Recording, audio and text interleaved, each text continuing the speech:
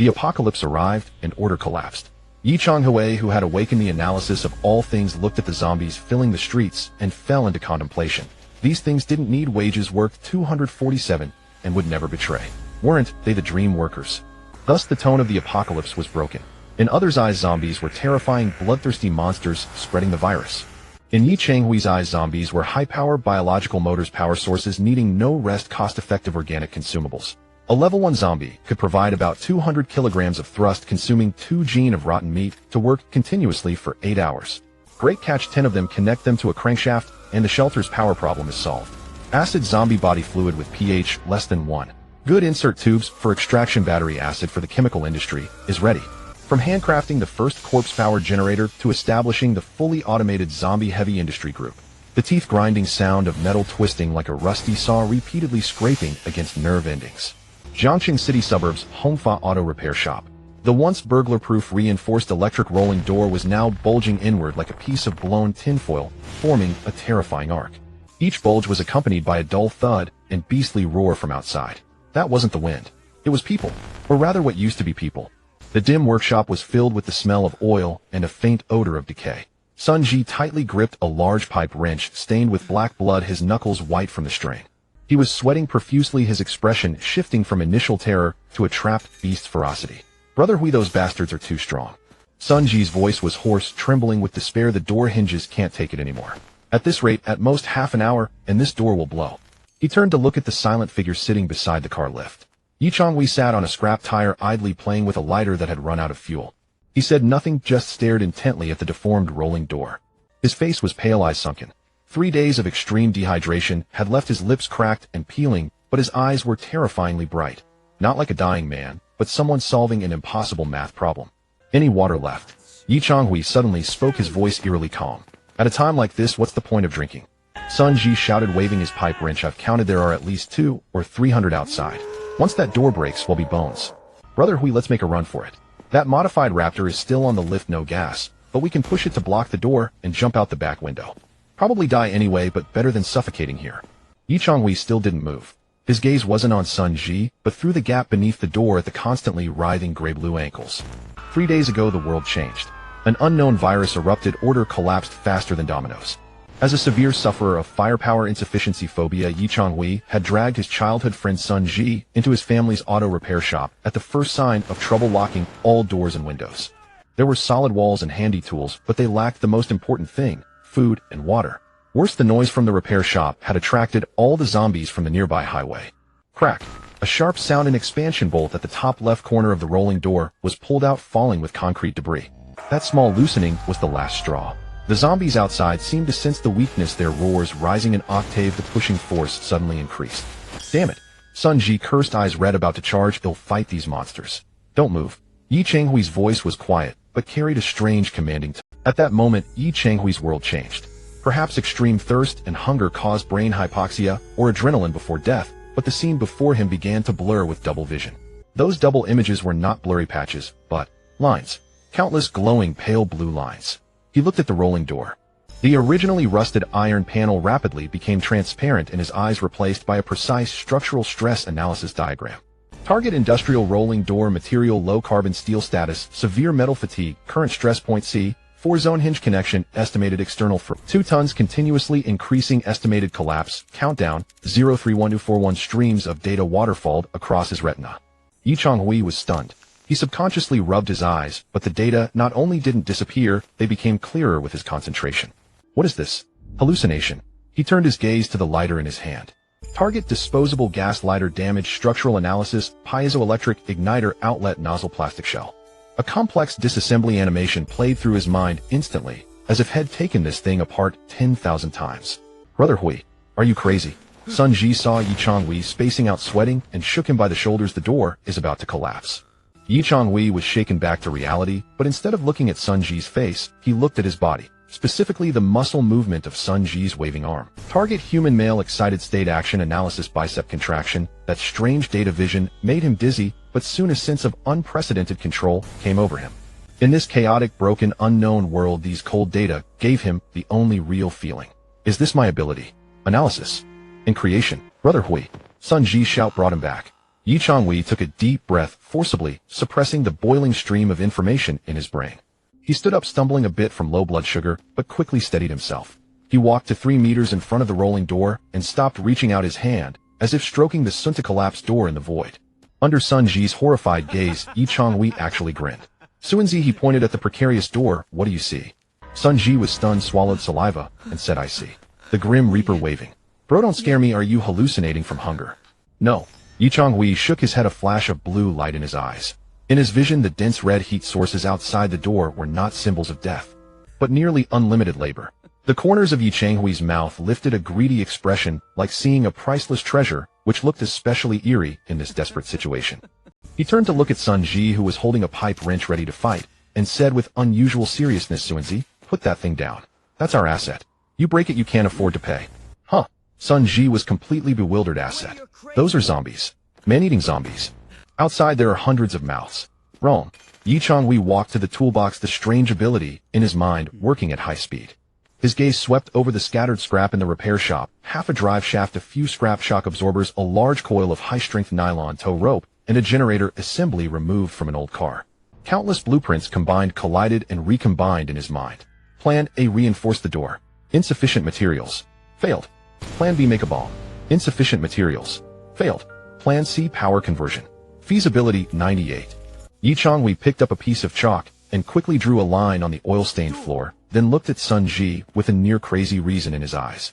Suanzi, think about it. These things don't need wages, no social insurance, no food or water, not even rest. Just hang a piece of meat in front, and they'll run themselves. He pointed at the chilling bangs on the door as if listening to a beautiful symphony. These aren't zombies. This is obviously the dream worker. Sun Ji's mouth dropped open, the pipe wrench clattering to the ground. He reached out to touch Yes' forehead. Bro, are you delirious? This is Resident Evil, not a sweatshop simulator. Crisis. Yi Changhui pushed his hand away, grabbed a large angle grinder from the toolbox, and plugged it in. Fortunately, the backup battery still had some juice. Used properly, this is the Industrial Revolution. The data stream in Yes' eyes locked onto the weakest point of the rolling door. They want in. Fine. He muttered to himself, a cold calculation in his voice.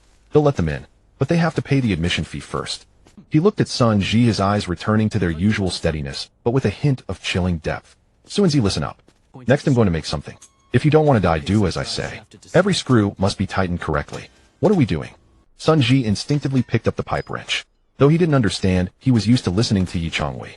Since childhood, Yes' decisions, though wild, had never let. Yi Changhui looked at the now-twisted iron door, as if seeing through the metal to the endless free labor outside. We're going to turn that several tons of thrust into our first pot of gold. Yi Changhui walked to a discarded car wheel hub, the blueprint in his mind. A ratchet transmission device was already complete. Get ready to work. Employee No. 001 is already impatient at the door. The angle grinder's high-speed rotating wheel sliced into the steel pipe, sending a dazzling spark flying. The acrid smell of iron shavings instantly filled the air, overpowering the stench. Yi Changhui did not cut casually as he usually did. In his field of vision, the exhaust pipe removed from the scrap truck was covered with a light blue grid. Target high-carbon steel exhaust pipe, middle section defect, scan rust spots X3, microcracks X1, optimal cutting path highlighted. His hands were steady as a rock, the wheel cutting along an invisible metal grain. No burrs, the cut was as smooth as a mirror. Huigu, are you sure we want to use this? Close pull to poke zombies. Sun Ji held a pile of tape and wire, looking skeptical. This thing isn't sturdier than my pliers, is it?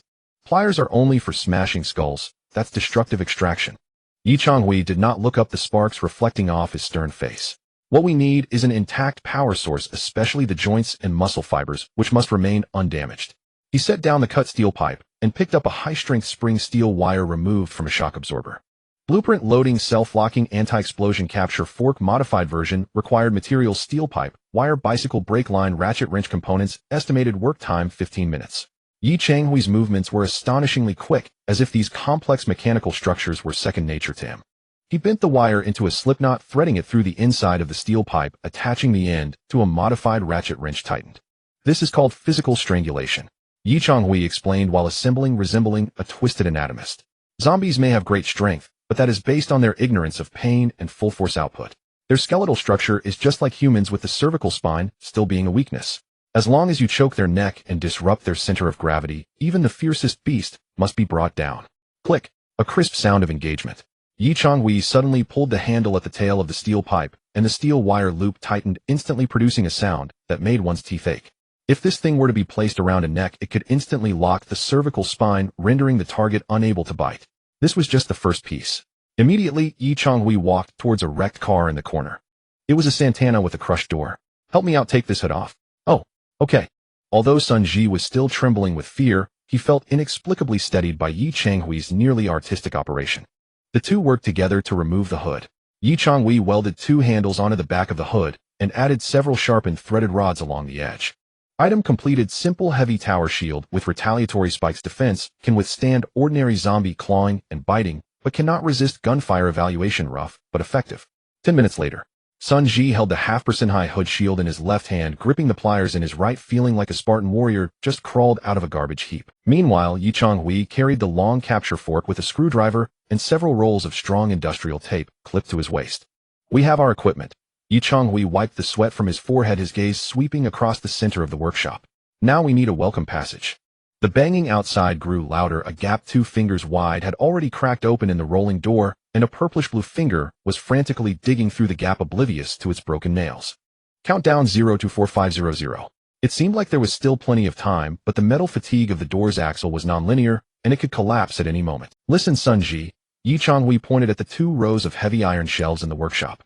"I want you to knock these shelves down and arrange them into a shape of 8 at the opening facing the main entrance, leaving a width just enough for one person to pass through. A funnel formation." Sun Ji immediately caught on. They used this tactic often in tower defense games.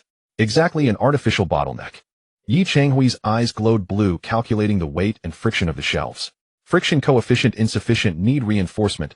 Put that discarded gearbox and that pile of wheel hubs all pressed against the back of the shelves. I want to ensure that even if a cow crashes in this passage, won't budge. The two began a race against time. The heavy shelves toppled over with a loud crash, but the sound was completely masked by the horde of zombies outside. Countless heavy scraps were stuffed behind the shelves, forming an indestructible iron wall.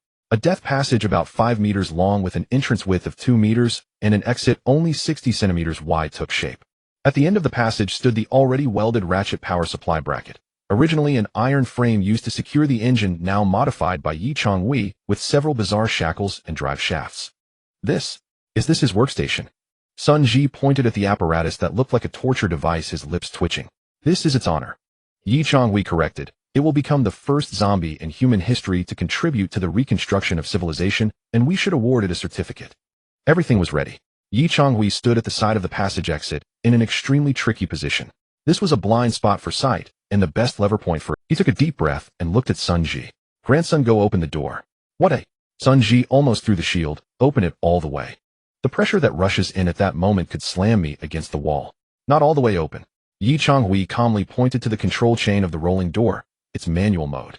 You pull the chain up 50 centimeters. Just 50 centimeters, about to knee height." "Why do that?" Sun Ji's voice trembled. "Isn't it harder to deal with if they crawl in? What we want to catch is labor force, not nobility." Yi Changhui's eyes were filled with rapidly processing data, explaining, "In a standing position, a zombie's striking range is all-encompassing. But if we let them crawl in or bend to enter their center of gravity, will become unstable. An unstable center of gravity is like a lamb waiting to be slaughtered. Moreover," Yi Changhui added, "the first batch that comes in will definitely be squeezed in. They will fall and stack up. What we want is the one on top, the isolated one." Sun Ji looked at Yi Changhui, his eyes showing no sign of joking. "Crazy. Really crazy." Sun Ji cursed under his breath, but his body obediently moved. He walked to the manual pull chain beside the rolling door, trembling hands grasping the cold iron chain. Clatter. The chain shook slightly, and the sound made the zombies outside quiet for a second. That silence was more frightening than the roars.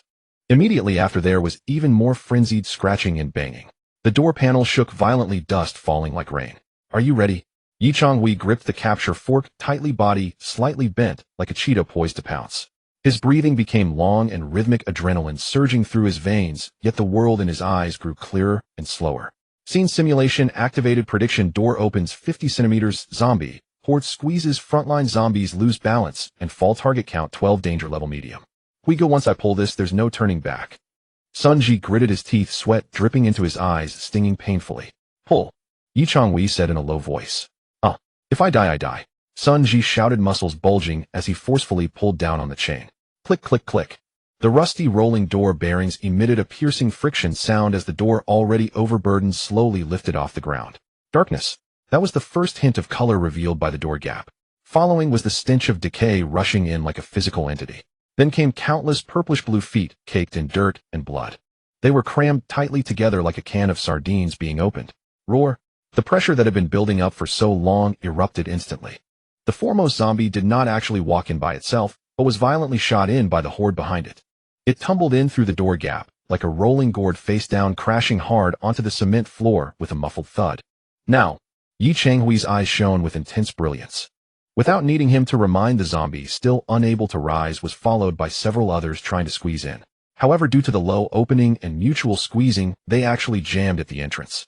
This moment of chaos was the perfect opportunity. The furthest fallen zombie, clad in a tattered delivery uniform, was roaring as it tried to prop itself up. One of its eyes was hanging out of its socket, and it was still chewing on half a piece of someone else's clothing. It spotted Sun Ji. The fresh scent of blood and flesh instantly excited it, and it prepared to pounce. "Hello, your delivery has arrived." A cold voice echoed above it. Before it could react, a cold steel pipe whizzed through the air, striking with precision. Snap! The steel wire loop at the front of the capture fork, as if having eyes, snugly ensnared its neck. Yi Changhui exerted force with both hands, yanking back sharply while activating the locking mechanism. The wire instantly dug into the rotting flesh wedged between the vertebrae. Roar, gurgle. The zombie's howling turned into a strangled gasp. It flailed its arms desperately, but under the control of the long rod, it could not touch Yi Changhui at all, instead thrashing on the ground like a fish pulled out of water. "Grandson, close the door." Yi Changhui held the capture fork tightly, his arms numb from the shock, but the immense force of resistance made him tremble with it. This is power. This is energy.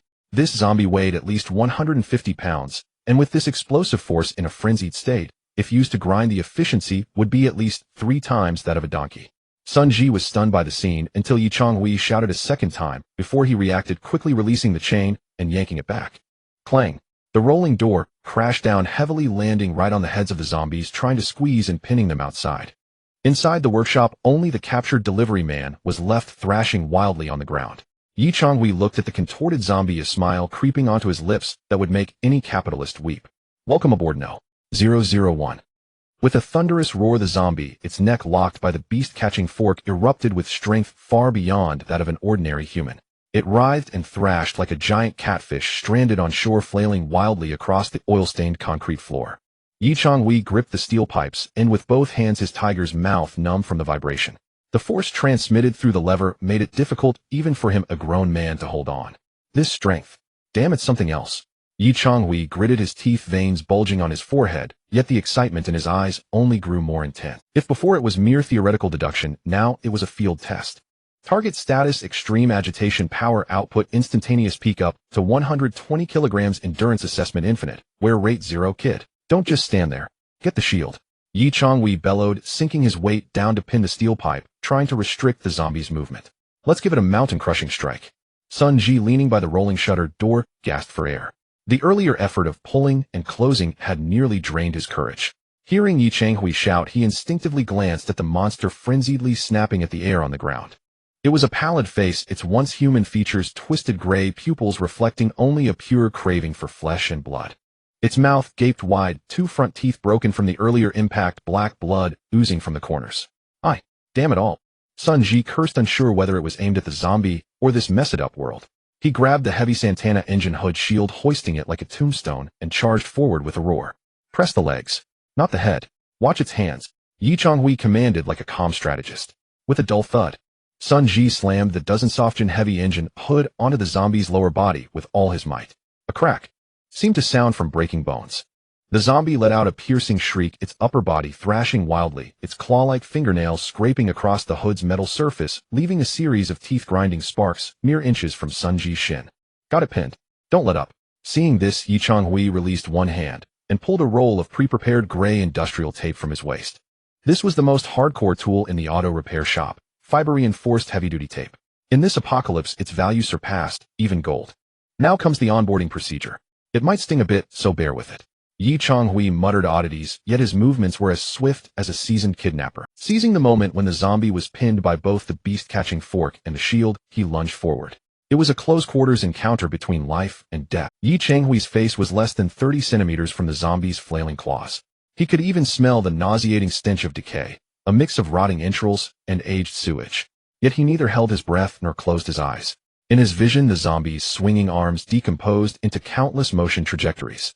Left arm swing trajectory prediction. Evasion success rate 99. Right arm grasping blind spot.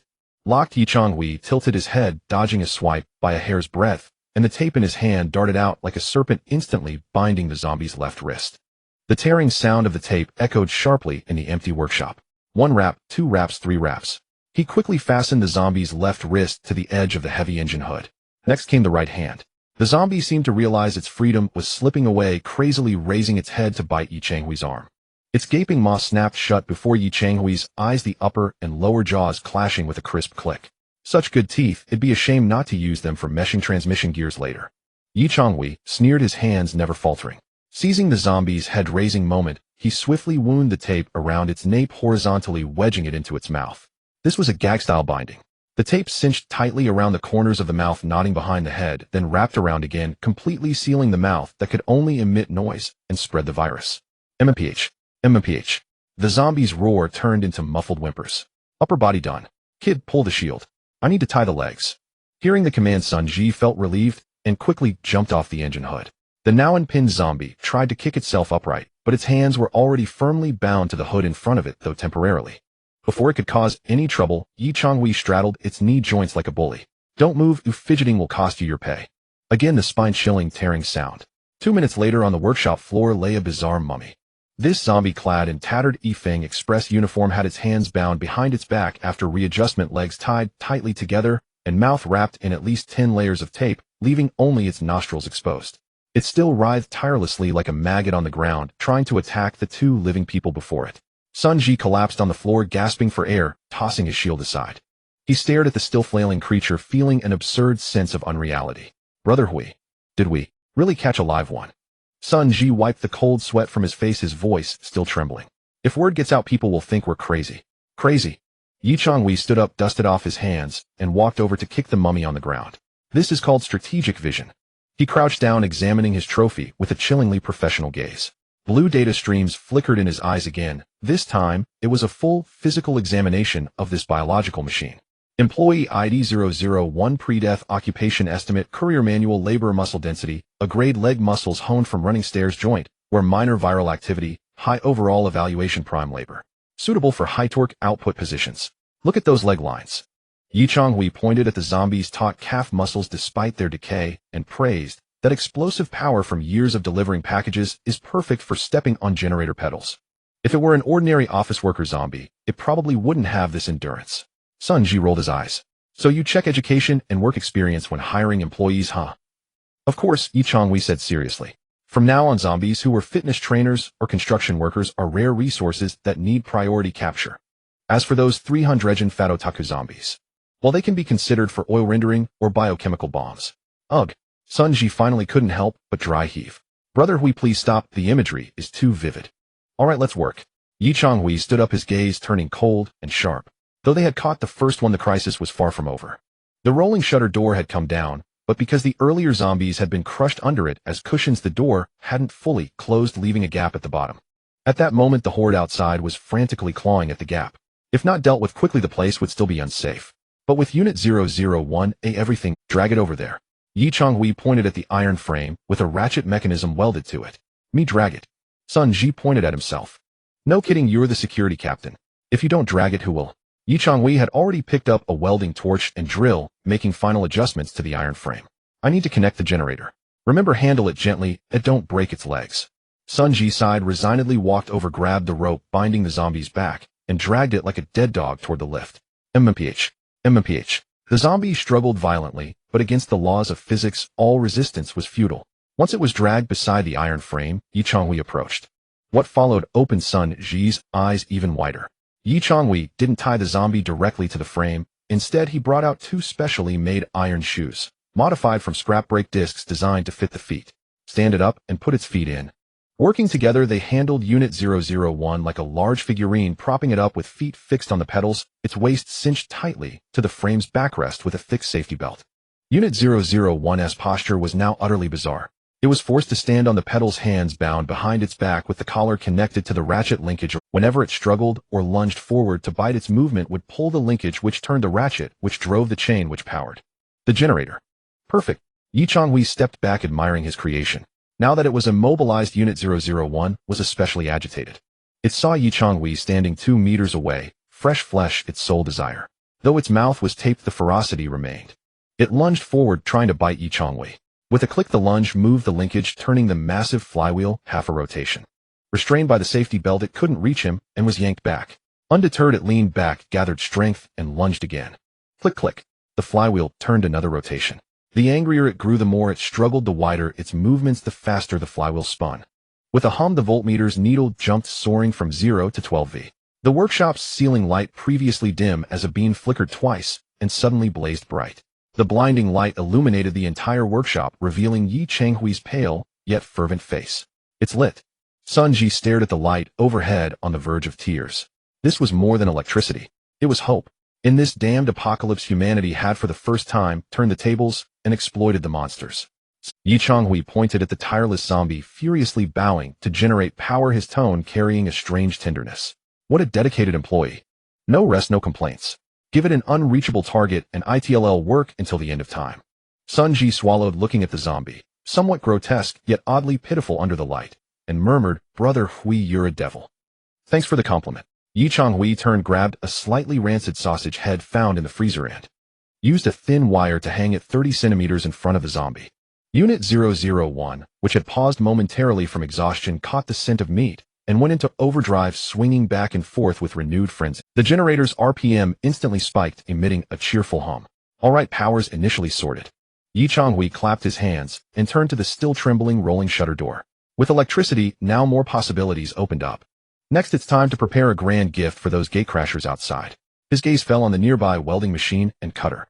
The heavy equipment, previously unusable due to unstable voltage, was now alive. Sizz, sizz, crack.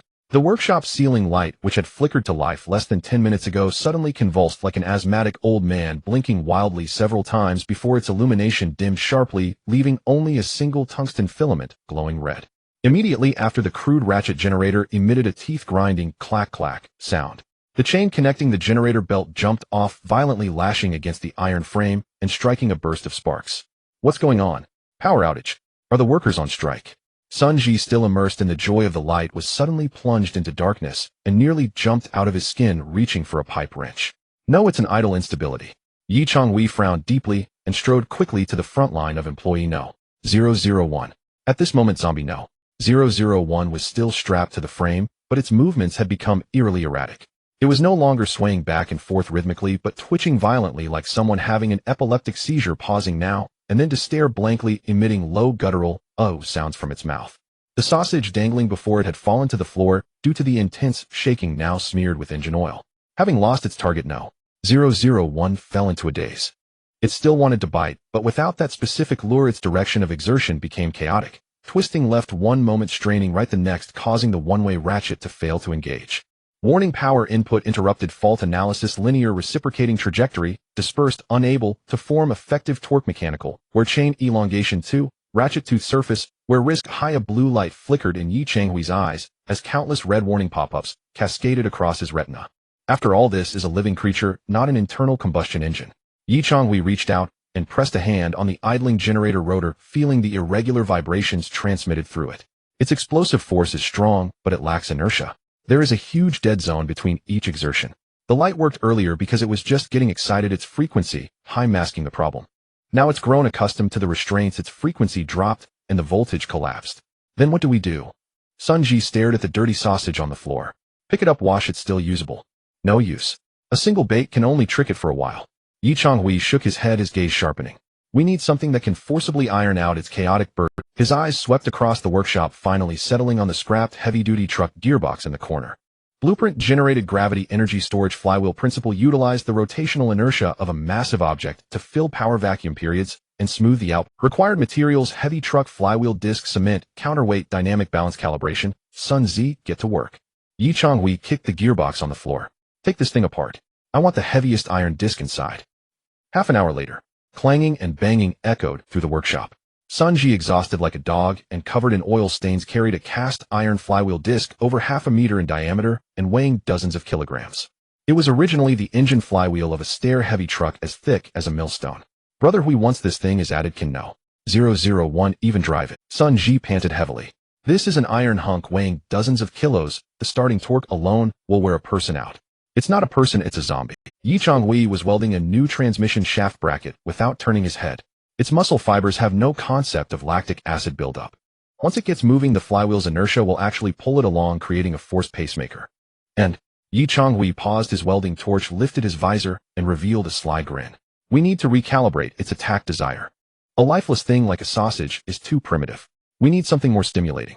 More stimulating. A sense of foreboding surged within Sun Ji. Right. Yi Chonghui pointed to the spot where the sausage had hung before zombie no. 001. I need to adjust the bait's angle and distance to find its golden zone of exertion.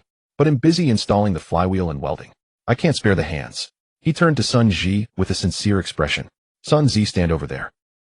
Sun Ji stared at the death zone, less than half a meter away from zombie no. 001's gaping maw, his face turning green. Brother Hui, we grew up together, right? I don't recall owing you money, do I?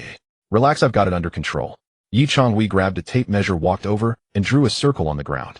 Stand here. This spot is at the center of its vision, the point where its attack desire is strongest.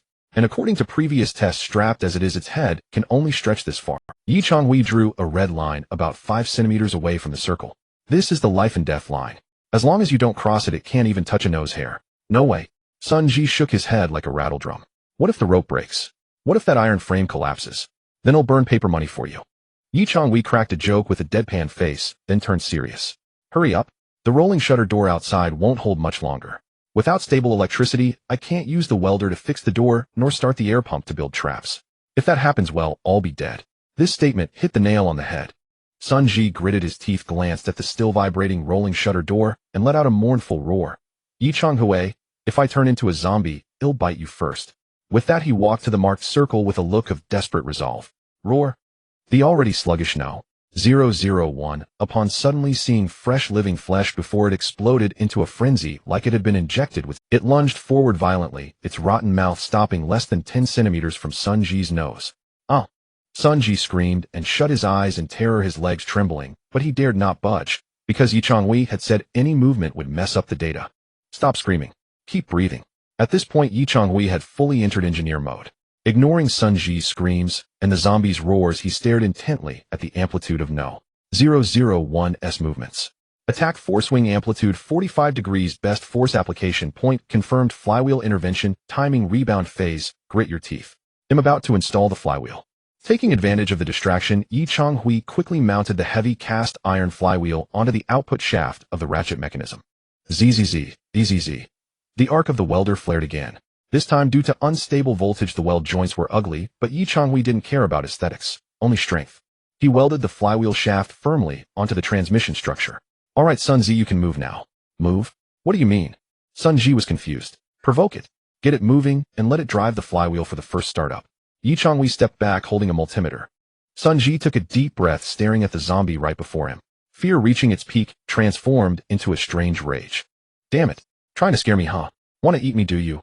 Sun Ji suddenly made a funny face, then jumped twice on the spot like a madman and slapped his own butt. Come bite me. Naya. This move pulled maximum aggro. Zombie no. 001 went completely berserk. It no longer made tentative swipes, but unleashed all its strength, lunging forward with full force. Clunk. This time it felt resistance.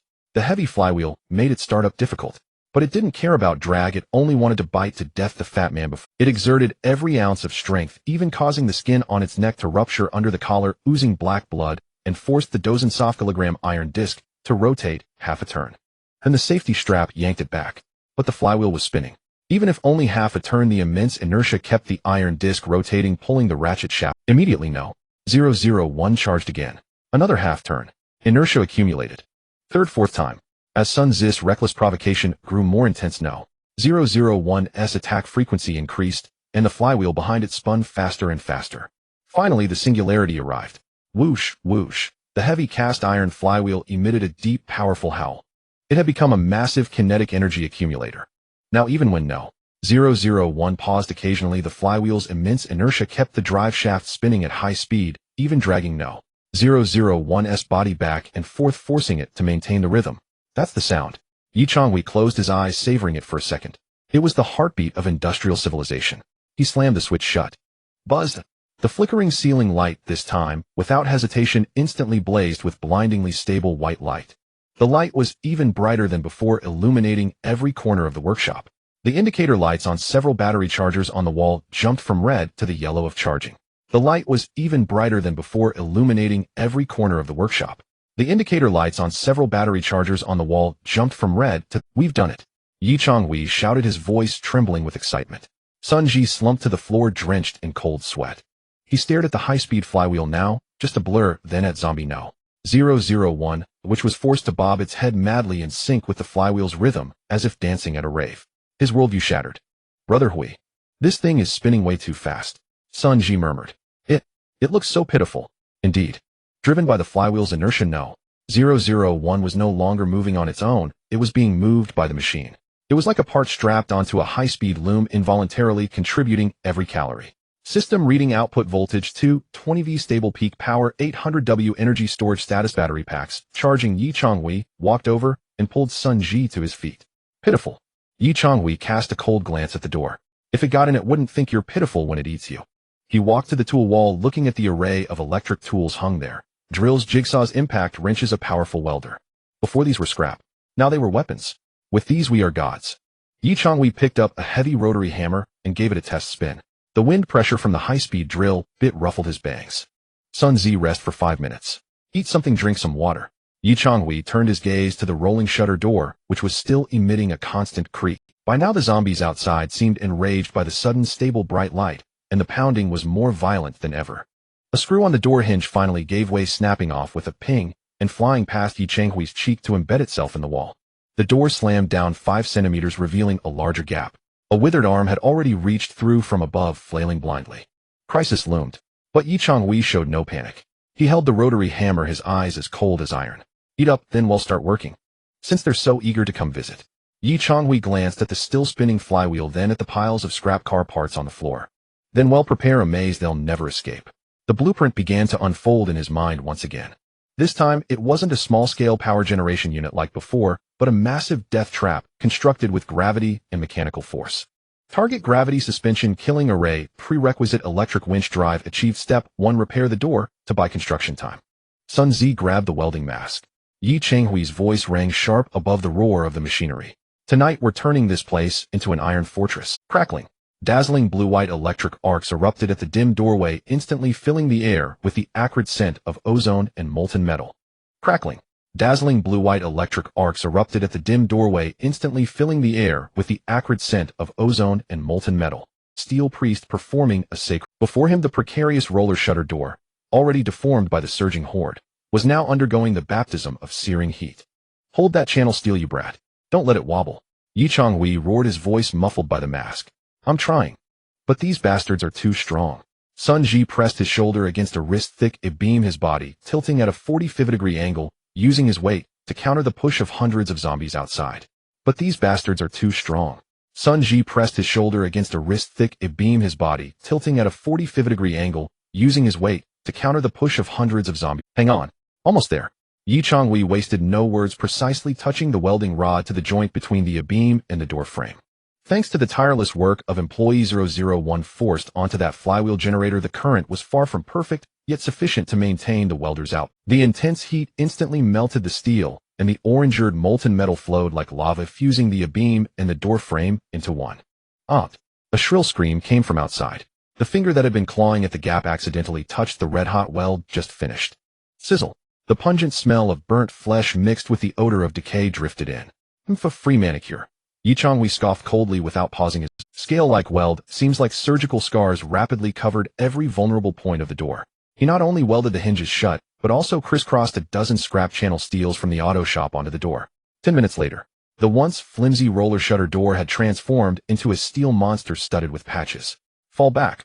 At Yi Changhui's command, Sun Ji collapsed, letting go and dropping to the ground, gasping for air. Thump. Thump. Thump. The battering outside continued, but this time the door remained immobile. The terrifying screech of twisting metal that had haunted them was gone, replaced by a dull, solid thud. like punching a tank's armor causing only pain to the fist. We're safe. Sun Ji stared at the ugly yet incredibly reliable door, tears nearly spilling. Brother Hui, this welder is freaking awesome. Yi Chonghui removed his mask, his face streaked with sweat, but his eyes were terrifyingly bright. He turned and looked into the depths of the workshop. Their subject 001 still bowed tirelessly. The flywheel whirred, the generator hummed. This is just the beginning. Yi Chonghui walked to the workbench and glanced at the voltmeter. The high-power welder had drained the battery bank by 1 bar, but as the load ceased the voltage was visibly. Current power output 750W, battery capacity 35, slowly rising energy conversion efficiency, B. Electricity is life. Yi Chonghui stroked the warm welder casing. With electricity we can repair walls, build traps, and turn this place into a real fortress. He picked up the half-empty water bottle on the table, took a gulp, and handed the rest to Sun Ji. Take a break. Then, we'll have a good meal. Good meal. Sun Ji's eyes lit up. We still have supplies. I thought we only had 2 packs of instant noodles left. Who said anything about instant noodles? Yi Chonghui smiled mysteriously and turned toward the dusty electric kettle in the corner. In the apocalypse, what was the greatest luxury? Gold. Diamonds. No, it was hot water. In a world without water and electricity, where water sources might be contaminated, a cup of boiling sterilized hot water represented survival dignity, and that you hadn't degenerated into a beast. Yi Chonghui poured the previously collected rainwater, after simple sedimentation, into the electric kettle, then solemnly plugged it in. Click. The switch was pressed. The red indicator light glowed. That faint red light seemed brighter than the sun in Sun Ji's eyes. Damn, boiling water. Sun Ji swallowed. Brother Hui, do we have enough juice? Don't overwork 001. Relax with flywheel storage. Boiling a pot is a piece of cake. Yi Chonghui said, then like a magician pulled 2 red buckets from the bottom layer of his toolbox, items he had stuffed in just before the disaster. Master Kong braised beef noodles, large bucket. Seeing those familiar red buckets, Sun Ji's Adam's apple bobbed violently, producing a loud gulp. This is the treasure of the shop. Yi Chonghui tore open the packaging film, his movements as gentle as disarming a nuclear bomb. I was saving it for New Year, but celebrating our entry into the electric age deserves 1 bucket. Gurgle. The sound of water boiling came from the kettle. It was the sound of thermal molecules dancing. As steam rose from the spout, the stench of corpses in the workshop seemed to fade. Yi Chonghui lifted the kettle, pouring scalding water into the noodle bucket. The seasoning packets dissolved. In an instant, a bold, intense aroma of braised beef, full of artificial flavor, yet irresistibly tempting, exploded like a bomb inside the sealed workshop. Slurp. Sun Ji's drool nearly reached his chin. He crouched by the table like a husky waiting to be fed, eyes fixed on the bucket weighed down by a fork. 3 minutes. Yi Chonghui checked his watch, as precise as a scientist. Any longer, and the noodles will turn mushy. Any shorter, and they won't absorb the... Those 3 minutes were the longest in their lives. Outside the door, hundreds of zombies howled. Inside, the flywheel spun, and the fragrance of noodles filled the air. Hell and heaven were separated by a freshly welded iron door. Time's up. Yi Chonghui lifted the lid. White steam billowed up, carrying a soul-shaking eat. Without further words, the two lifted the buckets, ignoring the heat, and shoveled noodles into their mouths. The hot broth flowed down their parched throats into their shriveled stomachs, the warmth spreading through every pore. Phew! Sun Ji was drenched in sweat, mouth stuffed with noodles, mumbling, "Brother Hui, I've never had better noodles in my life. Used to think this was junk food. Now this is freaking Michelin 3-star. Yi Chonghui ate more slowly, but his soup-slurping speed was no slouch. He finished the last sip, exhaled a long breath of steam, and felt his stiff limbs come back to life. He set down the empty bucket and turned to look out the window. Through the reinforced steel bars on the security window, he could see the shadowy horde outside. Attracted by the light and the aroma, they still wandered and pounded tirelessly. But in Yi Chonghui's eyes, it was no longer a frightening sight. He turned to look at Subject 001, still diligently generating power. "Son, are you full?" "About 70%. Sun Ji licked his fork reluctantly. "I'm not full either." Yi Chonghui stood up, walked to Subject 001, and checked its belt drive. "To be precise, my ambition isn't full." He pointed at the voltmeter where the needle had dipped slightly from boiling water. Boiling one pot dropped it by 10%. If we want to use electric saws, cutters, or even cook with an induction stove and heat with electric heaters in the future, one unit won't be enough. Yi Chonghui's eyes shimmered with a light called capital accumulation. "There are 3 spare generators in this repair shop, and 2 flywheels." He looked at Sun Ji, a cold smirk curling on his lips. "So many applicants are lining up outside. How can we leave the positions vacant?"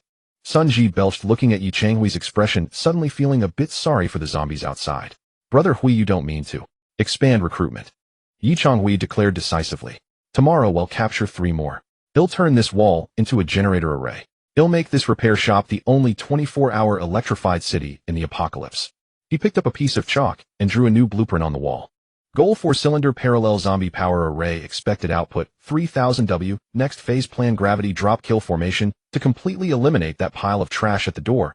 Under the light, 𝂃 shadow stretched long, looming over subject 001, as if heralding the birth of a new order in this apocalypse.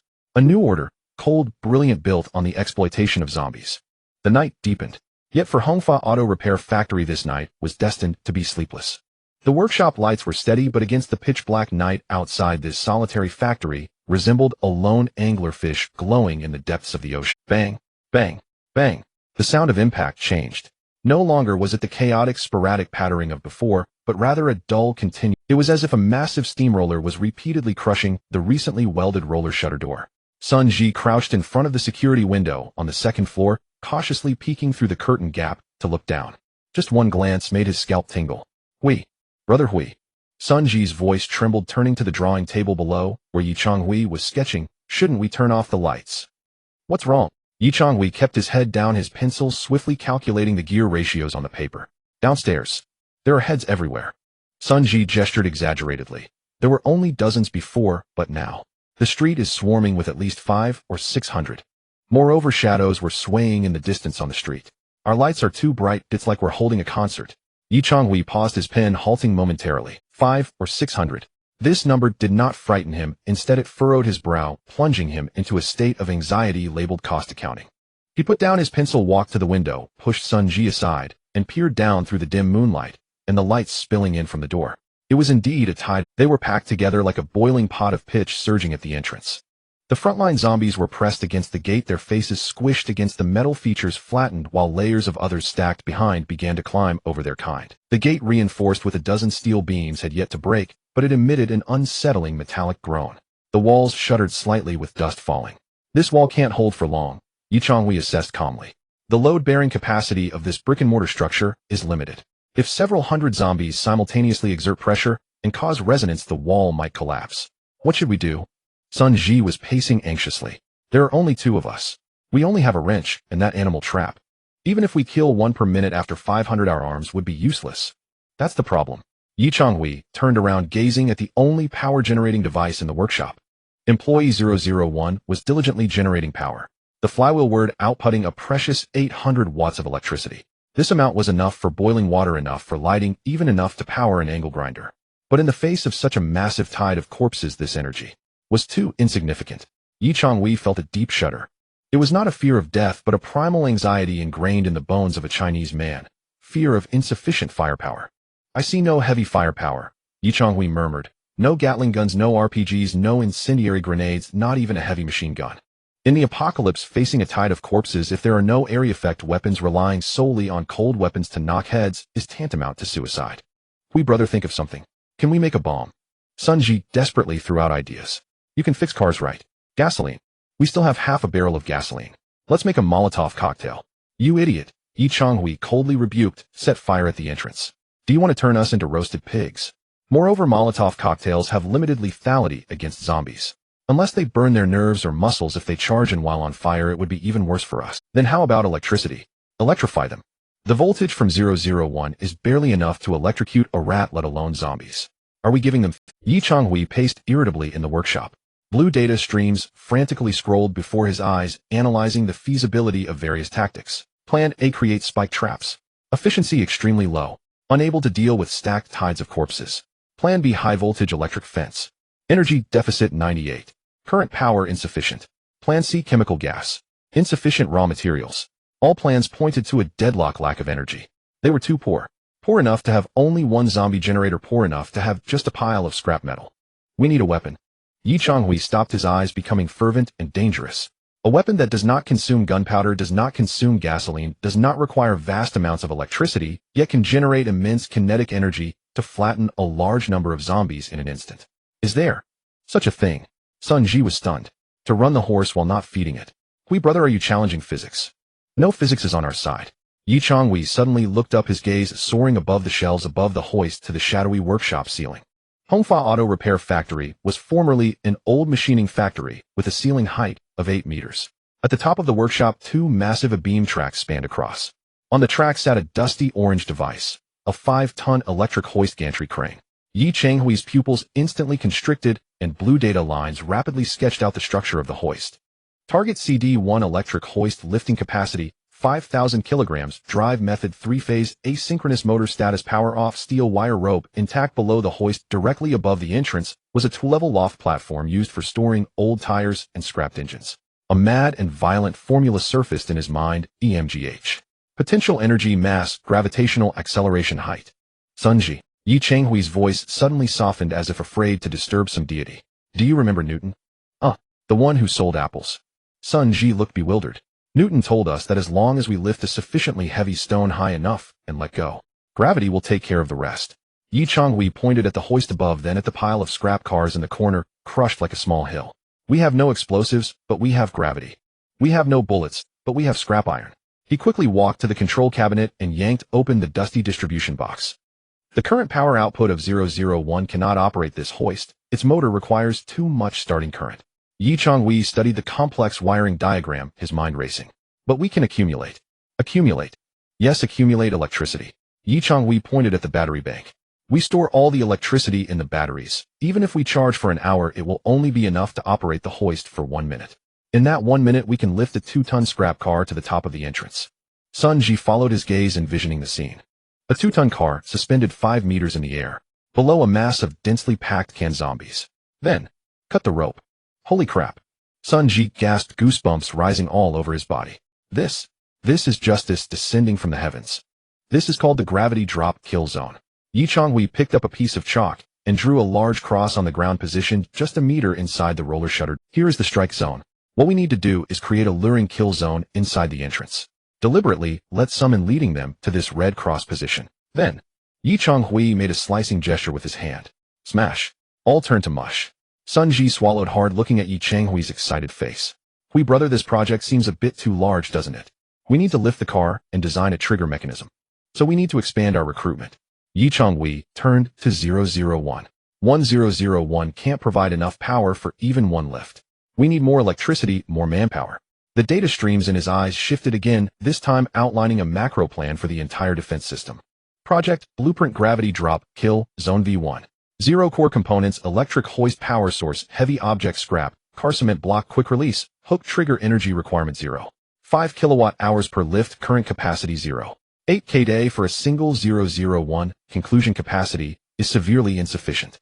Before the defense line collapses, we must capture at least 3 new zombies and bring them into the power grid. This is a vicious cycle. After hearing Yi Changhui's analysis, Sun Ji clutched his hair in despair. To kill zombies, we need to build traps. To build traps, we need electricity. To use electricity, we need to catch zombies. To catch zombies, we first have to kill zombies. No, this is not a vicious cycle. Yi Changhui walked over to the pile of scrap, picking up the previously used dried, blood-stained animal trap. His gaze pierced through the still trembling door, as if he could see the endless resources outside. There are 500 job seekers out there. His gaze pierced through the still trembling door, as if he could see the endless resources outside. There are 500 job seekers out there. Once our meteor is ready, well, send them all to the heavens. Now, Sun Ji, put on your tire skin armor and grab your tower shield. Yi Changhui rummaged through the toolbox, pulling out the recently repaired handheld angle grinder and fitting it with a brand new cutting disc. We need to go to the 2nd floor to make a backdoor. 2nd floor. Backdoor. Sun Ji paused. We only have windows on the 2nd floor. Right, just windows. Yi Changhui pointed at the window facing the densest part of the tide of corpses. Since we dare not open the front door, let's play fishing. Stand on the 2nd floor and use lasso ropes to catch them. Catch one, pull one up. This is called high-altitude operations. This was yet another insane plan. To catch zombies with lasso ropes above hundreds of them. It was akin to fishing above a crocodile pit. But looking at the door that could collapse at any moment, Sun Ji knew they had no choice.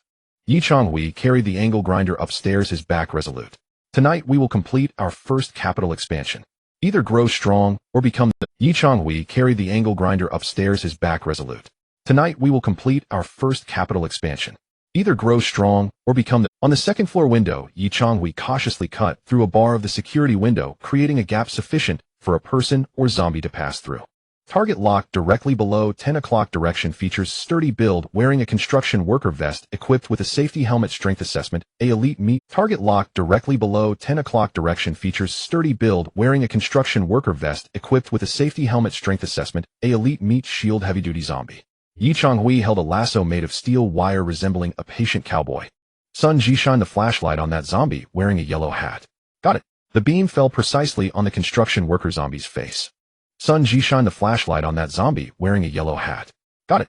The beam fell precisely on the construction worker zombie's face. This night was destined to be a nightmare for the tide of corpses and the prologue to the rise of Hongfa Heavy Industries. Come up, now. Sun Ji's face pressed against the second-floor window flushed deep purple, his temples throbbing with pulsing veins like writhing earthworms. He clung desperately to a steel wire rope, the other end cinched tightly beneath the armpits of the yellow hat zombie downstairs. And this was no fishing expedition, it was a tug-of-war. And not just any tug-of-war, but one waged against a creature endowed with limitless stamina and impervious to pain. NROR. And the restrained zombie No. 002, the construction worker, thrashed violently midair. Its massive hands clad in coarse cloth gloves clawed wildly at the brick wall, each swing gouging stark white scars into the red masonry. Its strength was staggering, every convulsion dragged Sun Ji another inch toward the windowsill. Brother Hui, I can't hold on. This thing's got monstrous strength. It must have hauled cement for a living. Sun Ji's feet skidded across the floor, his rubber soles shrieking in protest. Don't let go. It's a premium specimen. Nai Chonghui gripped a modified elongated electroshock fork wired directly to a battery pack, his eyes blazing with feverish intensity. He did not join the tug. The narrow window offered no room for two. Instead, he waited for the perfect moment to deliver his paralyzing strike. Pull it to the ledge, now. Sun Ji roared, summoning every ounce of strength, his lumbar vertebrae cracking under the strain. Lift. In half of zombie No.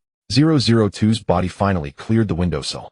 Its face, caked in dried blood and gray cement dust, loomed suddenly before them. The yellow safety helmet tilted askew, revealing a collapsed section of skull, yet its ferocity remained undiminished. It lunged, jaws snapping towards Sun Ji's forearm. NZZRAA. Brilliant blue arcs detonated in the cramped space. Yi Chonghui's electrofork struck true, driving deep into No. 002's neck. Though zombies felt no pain, the high-voltage current surged through its spinal nerves, forcibly disrupting its bioelectric signals. No. 002 convulsed violently, then locked rigid for a full second. In goal. Yi Chonghui dropped the fork and seized the zombie's belt. Together with Sun Ji, they heaved, like tossing a sandbag, dragging the thrashing corpse inside and slamming it onto the floor. Before it could recover, industrial-grade zip ties and heavy-duty tape were wound around it without restraint. 3 minutes later. No. 002 lay trussed like a grotesque mummy in the corner, wriggling feebly like a caterpillar. Huff, huff. Sun Ji collapsed onto the floor, his arms numb and alien to him. Brother Hui, if we do this again, I'll die for sure. This one's even fiercer than Courier No. 001. And of course it is. Yi Chonghui crouched beside No. 002, studying it, as if appraising a flawless emerald. Observe those deltoids, those latissimus dorsi. In life it had surely been a master cement carrier on construction sites. If No. 001 was high RPM, then No. 002 was pure high torque, built for brute labor. He rose and glanced down through the window at the surging tide of corpses below. I'd hoped for 4, but that wall won't hold much longer. His expression hardened. Time's up. 2 will suffice. A dual-cylinder engine is more than enough. The workshop on the ground floor. A violent personnel reassignment was underway. Beside the solitary generator station occupied by No. 001, Yi Chonghui swiftly welded a second mounting bracket. No. 002 was forcibly hoisted into place. To match its terrifying power, Yi Chonghui fitted it with a significantly larger gear assembly. Listen closely, grandson, Yi Chonghui said as he spliced wires. We're configuring a parallel circuit. 2 flywheels, 2 motors feeding into a single battery bank. It's like adding a turbocharger to an automobile. When No. 002 was hooked to the same cured pork lure, the workshop's soundscape transformed utterly. Where No. 001's hum had been the gentle whir of a lightweight motorcycle, the addition of No. 002 now thundered like a heavy-duty. Each pedal stroke from No. 002 carried a deep percussive impact, not mere force but a savage homage to industrial aesthetics. The voltmeter needle no longer trembled. It pinned unflinchingly at maximum. So excessive was the output that several chargers' cooling fans screamed in frantic protest. Power surplus confirmed.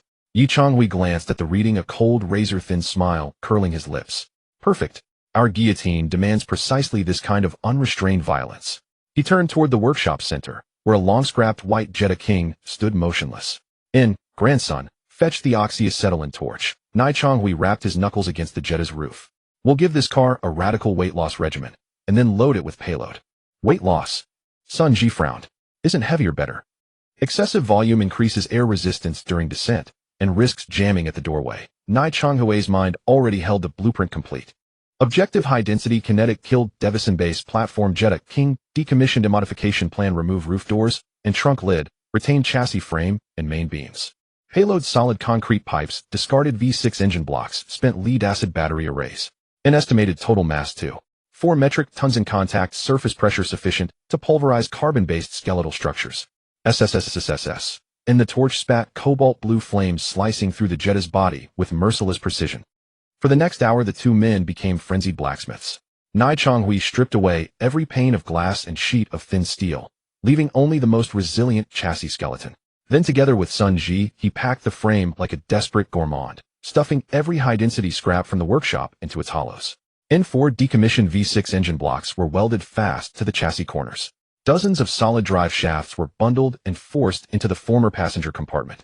Still unsatisfied, Yi Chonghui pointed toward a pile of rubble outside the yard. Go, haul in several concrete curbstones. Pack every gap tight. When finished, the once slender Jetta, barely over a ton, had metamorphosed into a grotesque, bloated, death-oozing metal leviathan. Its chassis sagged nearly flush with the floor. All 4 tires had burst, but that mattered little. And what mattered was density. This is what we call a solid iron ingot. Sun Ji wiped sweat from his brow and tapped the armored frame, welded thick as a tortoise shell. Dropped from height. Forget zombies. Even tanks would suffer concussions. Not enough? Nai Chonghui circled the metallic asteroid, his gaze locking onto the undercarriage. And flattening them is too merciful. And if corpses pile up, they form cushioning, diminishing impact with each successive drop. And he strode to the workbench and unearthed a box of unsold shock-absorbing spring steel, left over from old inventory. We'll give it teeth. Nai Chonghui reignited his welding torch, and along the underside of the chassis he fused dozens of half-meter-long sharpened rebar rods densely arrayed like a porcupine's quills. Now when it falls, it doesn't merely crush. It pierces. Nai Chonghui mimed a downward stabbing motion, like driving nails, pinning them irrevocably into the earth, preventing twitching limbs from grasping blindly after death. Sun Ji shivered, staring at the fanged monstrosity. And this wasn't automotive craftsmanship. It was a cyberpunk reinterpretation of a medieval execution. Right. Time for the main event. Nai Chonghui tossed aside the torch and raised his eyes to the silent tangerine-colored overhead crane suspended above. And no. 001. No. 002. Time to work. He strode to the distribution panel, drew a deep breath, and flipped every switch to lift mode. That meant lights extinguished. Only emergency strips remained. All tool circuits severed. Every watt stored overnight in the batteries, and every joule currently generated by the 2 zombies, diverted solely to the 500-watt overhead motor. Grandson, attach the hook. Sun Ji scrambled atop the modified Jetta beast, pulled down the crane's massive hook, and secured it to 4 reinforced lifting rings welded to the roof. Hooked. Clearing out. Sun Ji leapt down and retreated far away. Lift. Nai Chonghui depressed the green activation button. WM. And the motor overhead groaned, a deep resonant bass note as current flooded its coils. The steel cable snapped taut with a teeth-rattling bang. The 2 per ton asteroid shuddered, its tires lifting barely 1 centimeter off the floor. But then, cough cough cough, violent vibration erupted from the generator station. The flywheel, previously spinning at blinding speed, slowed visibly before their eyes. Nos. 001 and 002 recoiled, as if striking an invisible wall. The crane's load was simply too immense.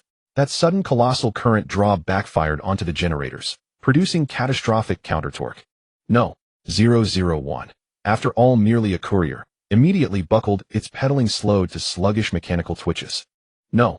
002, though stronger, bellowed in furious protest, its neck veins bulging near rupture, yet still failed to sustain rotation. Warning voltage dropped to 180 VN. Warning, insufficient motor torque, risk of burnout.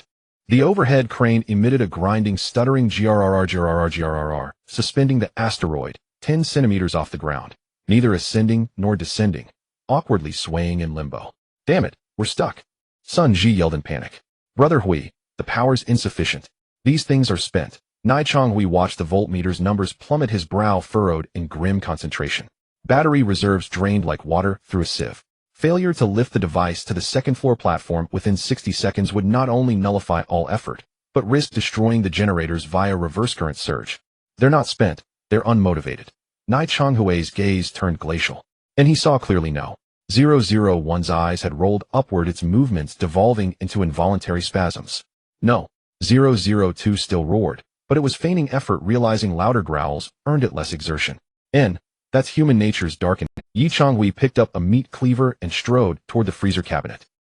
Without sufficient profit, even capitalists refused to stir, let alone zombies. He opened the freezer. A wave of frost billowed forth. Inside rested only one item, a slab of pork hind leg, long thawed and slightly blackened at the edges, their final reserve of preserved meat. Without hesitation, Yi Changhui brought the cleaver down, slicing off a pound-heavy chunk dripping crimson. Even slightly spoiled, its pungent coppery scent was narcotics to the undead, pure primal temptation. Yi Changhui strode forward, gripping the meat, and stopped before both zombies. Hungry, he waved the slab before 001's nose, then snatched it away. Roar. 001's pupils snapped into focus, its hunger overriding exhaustion, drowning fatigue in raw visceral need. Its legs coiled like springs and resumed frenzied pedaling.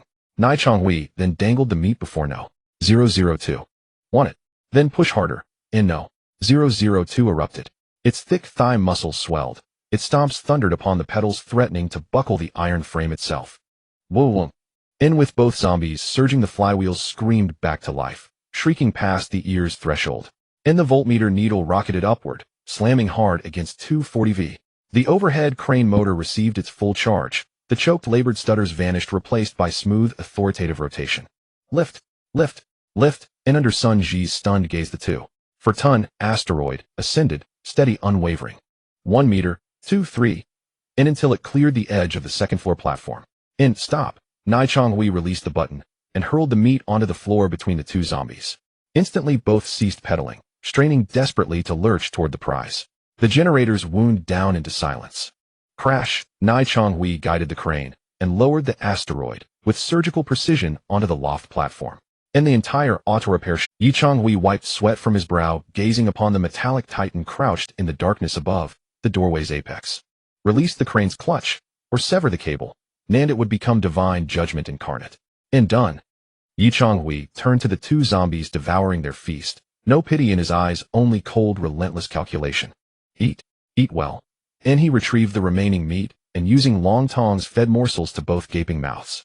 Because soon, you'll have plenty to do. Outside the gate, a sharp crack echoed, a brittle sound.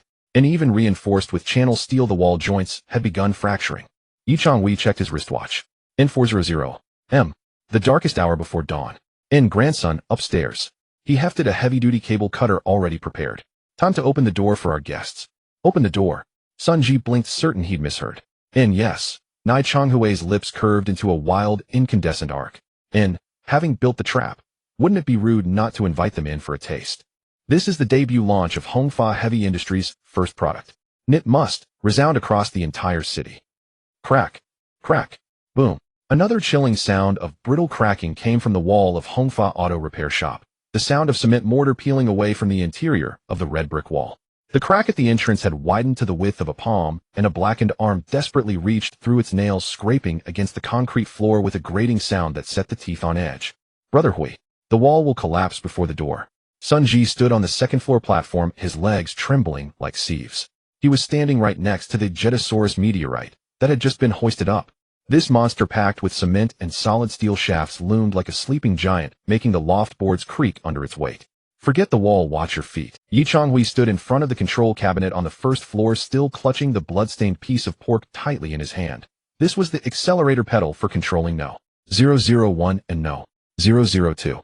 Just moments earlier, to hoist the car up, the two zombies had exhausted themselves to the point of foaming at the mouth, and were now taking a break, to gasp frantically. We need to move this thing out. Yi Changhui looked up, pointing at the beam track that ran through the entire workshop. Right now the meteorite is on the platform, so it can't crush the entrance. We need to traverse the trolley of the overhead crane and suspend it in midair. Traverse. Sun Ji glanced at the rust-encrusted track overhead. This track hasn't been maintained for decades. Can it bear a dynamic load of 2 tons? Whether it can or not, it has to. Yi Changhui's eyes were cold. This is a gamble of physics. Win and we live, a lose and we all get crushed into meat. He raised the chunk of meat again, waving it before the two zombies. Everyone over time. Roar. Even though they were already depleted under the stimulus of flesh and blood, 001 and 002 still erupted with astonishing will to survive. or rather appetite. The flywheel was driven again, emitting a muffled howl. Voltage surged back. Sun Zi, give it a push. Lighten the motor's load. Yi Changhui pressed the lateral travel button. The electric trolley overhead issued a grating screech, its steel wheels struggling to turn on the abeam track. Sun Ji gritted his teeth, braced his shoulder against the heavy modified car, and shoved it outward. Go! With a metallic grinding noise that set the teeth on edge, the 2-ton meteorite slowly slid off the edge of the second-floor platform. At that instant, the entire roof structure of the workshop let out a heavy thud. A torrent of dust fell from the ceiling like a shower of gray snow. The Jetta, bristling with rebar fangs, hung, suspended in midair. It dangled from the steel cables, swaying slightly like a giant pendulum. Each swing made the overhead track groan in agony. Stop! Yi Changhui released the button. Now the meteorite was hovering exactly 1 meter inside the roller shutter door, 5 meters above the ground, directly above the red cross marked on the floor with chalk. Perfect. Yi Changhui gazed at the scene of brutal aesthetics, but his brow soon furrowed. He had discovered a fatal flaw. The descent speed of the electric hoist was constant and very slow. For lifting engines during repairs, this slowness was safe, but for crushing zombies, this slowness was worse than useless. If we use electric lowering, it'll take over 10 seconds for this thing to fall. Yi Changhui muttered to himself. 10 seconds is enough for zombies to run in and out 3 times. What's the point? It had to be fast. It had to be. At that moment, gravitational potential energy had to be converted into kinetic energy without any loss. We need a quick-release hook. Yi Changhui's mind raced, his gaze locking onto the hood latch mechanism of the Jetta. Blueprint analysis: hood latch HK lock. Principle: a spring-loaded latch locks onto the striker, and pulling the release cable disengages it instantly. Strength assessment: the factory latch cannot withstand a 2-4-ton pull. If the factory one won't work, we'll make a supersized one. Yi Changhui shouted up to the second floor. Sun Zi, don't come down. Bring the drive shaft we removed earlier and the thickest rebar. I want you to make a trigger on the spot. 10 minutes later, high-altitude work. Sun Ji sat astride the swaying meteorite, so scared he nearly wet him. Below him were dense rows of rebar spikes, and below those concrete. Brother Hui, is this really safe? Sun Ji, holding the welding torch, his voice trembled. It's safe as long as you don't move recklessly. Yi Changhui directed from the first floor. Listen, heat that rebar and bend it into a C-shaped hook. Then hang that hook onto the main hook of the hoist. Use another piece of rebar as a pin to lock the opening of the chook. This was a simple pelican hook structure. The principle was simple. The hoist's main hook engaged the chook, which held the vehicle. The opening of the chook was secured by a pin. As soon as the pin was pulled, the chook would flip open under gravity. The vehicle would lose support and plummet directly. That's our trigger. Yi Changhui held a long nylon rope, 1 end tied to the critical pin. I just pull the rope down here, and the pin up there will slide out. Sun Ji, trembling, welded the last joint. Done. Done. Now the 2-4-ton meteorite hung entirely by the crude handmade chook. Come down. Don't use the stairs. Too slow. Slide down the column beside you. Sun Ji, as if granted a reprieve, slid down the steel column to the ground. The moment his feet touched the floor, his legs gave way, and he fell to his knees. Brother Hui, I never want to do high-altitude work again in my life. You'll get used to it. Yi Changhui gripped the nylon rope that decided life or death, the lanyard for this guillotine. The atmosphere in the workshop was suffocating.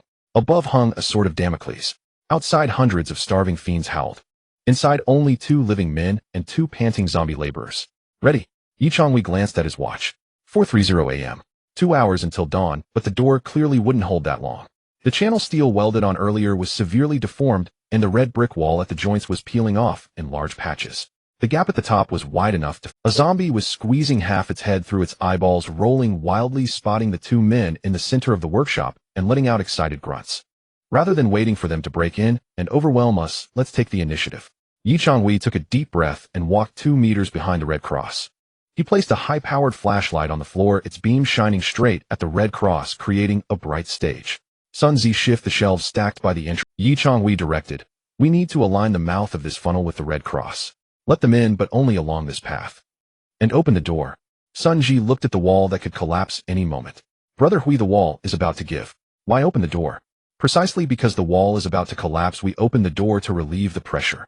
Yi Changhui's eyes sharpened. If the wall crumbles, it's a total breach. If the door opens, it's a controlled release. We need a spillway, not a dam break. Go. Release the manual chain. Let the door rise naturally. Sun Ji gritted his teeth and rushed to the side of the entrance.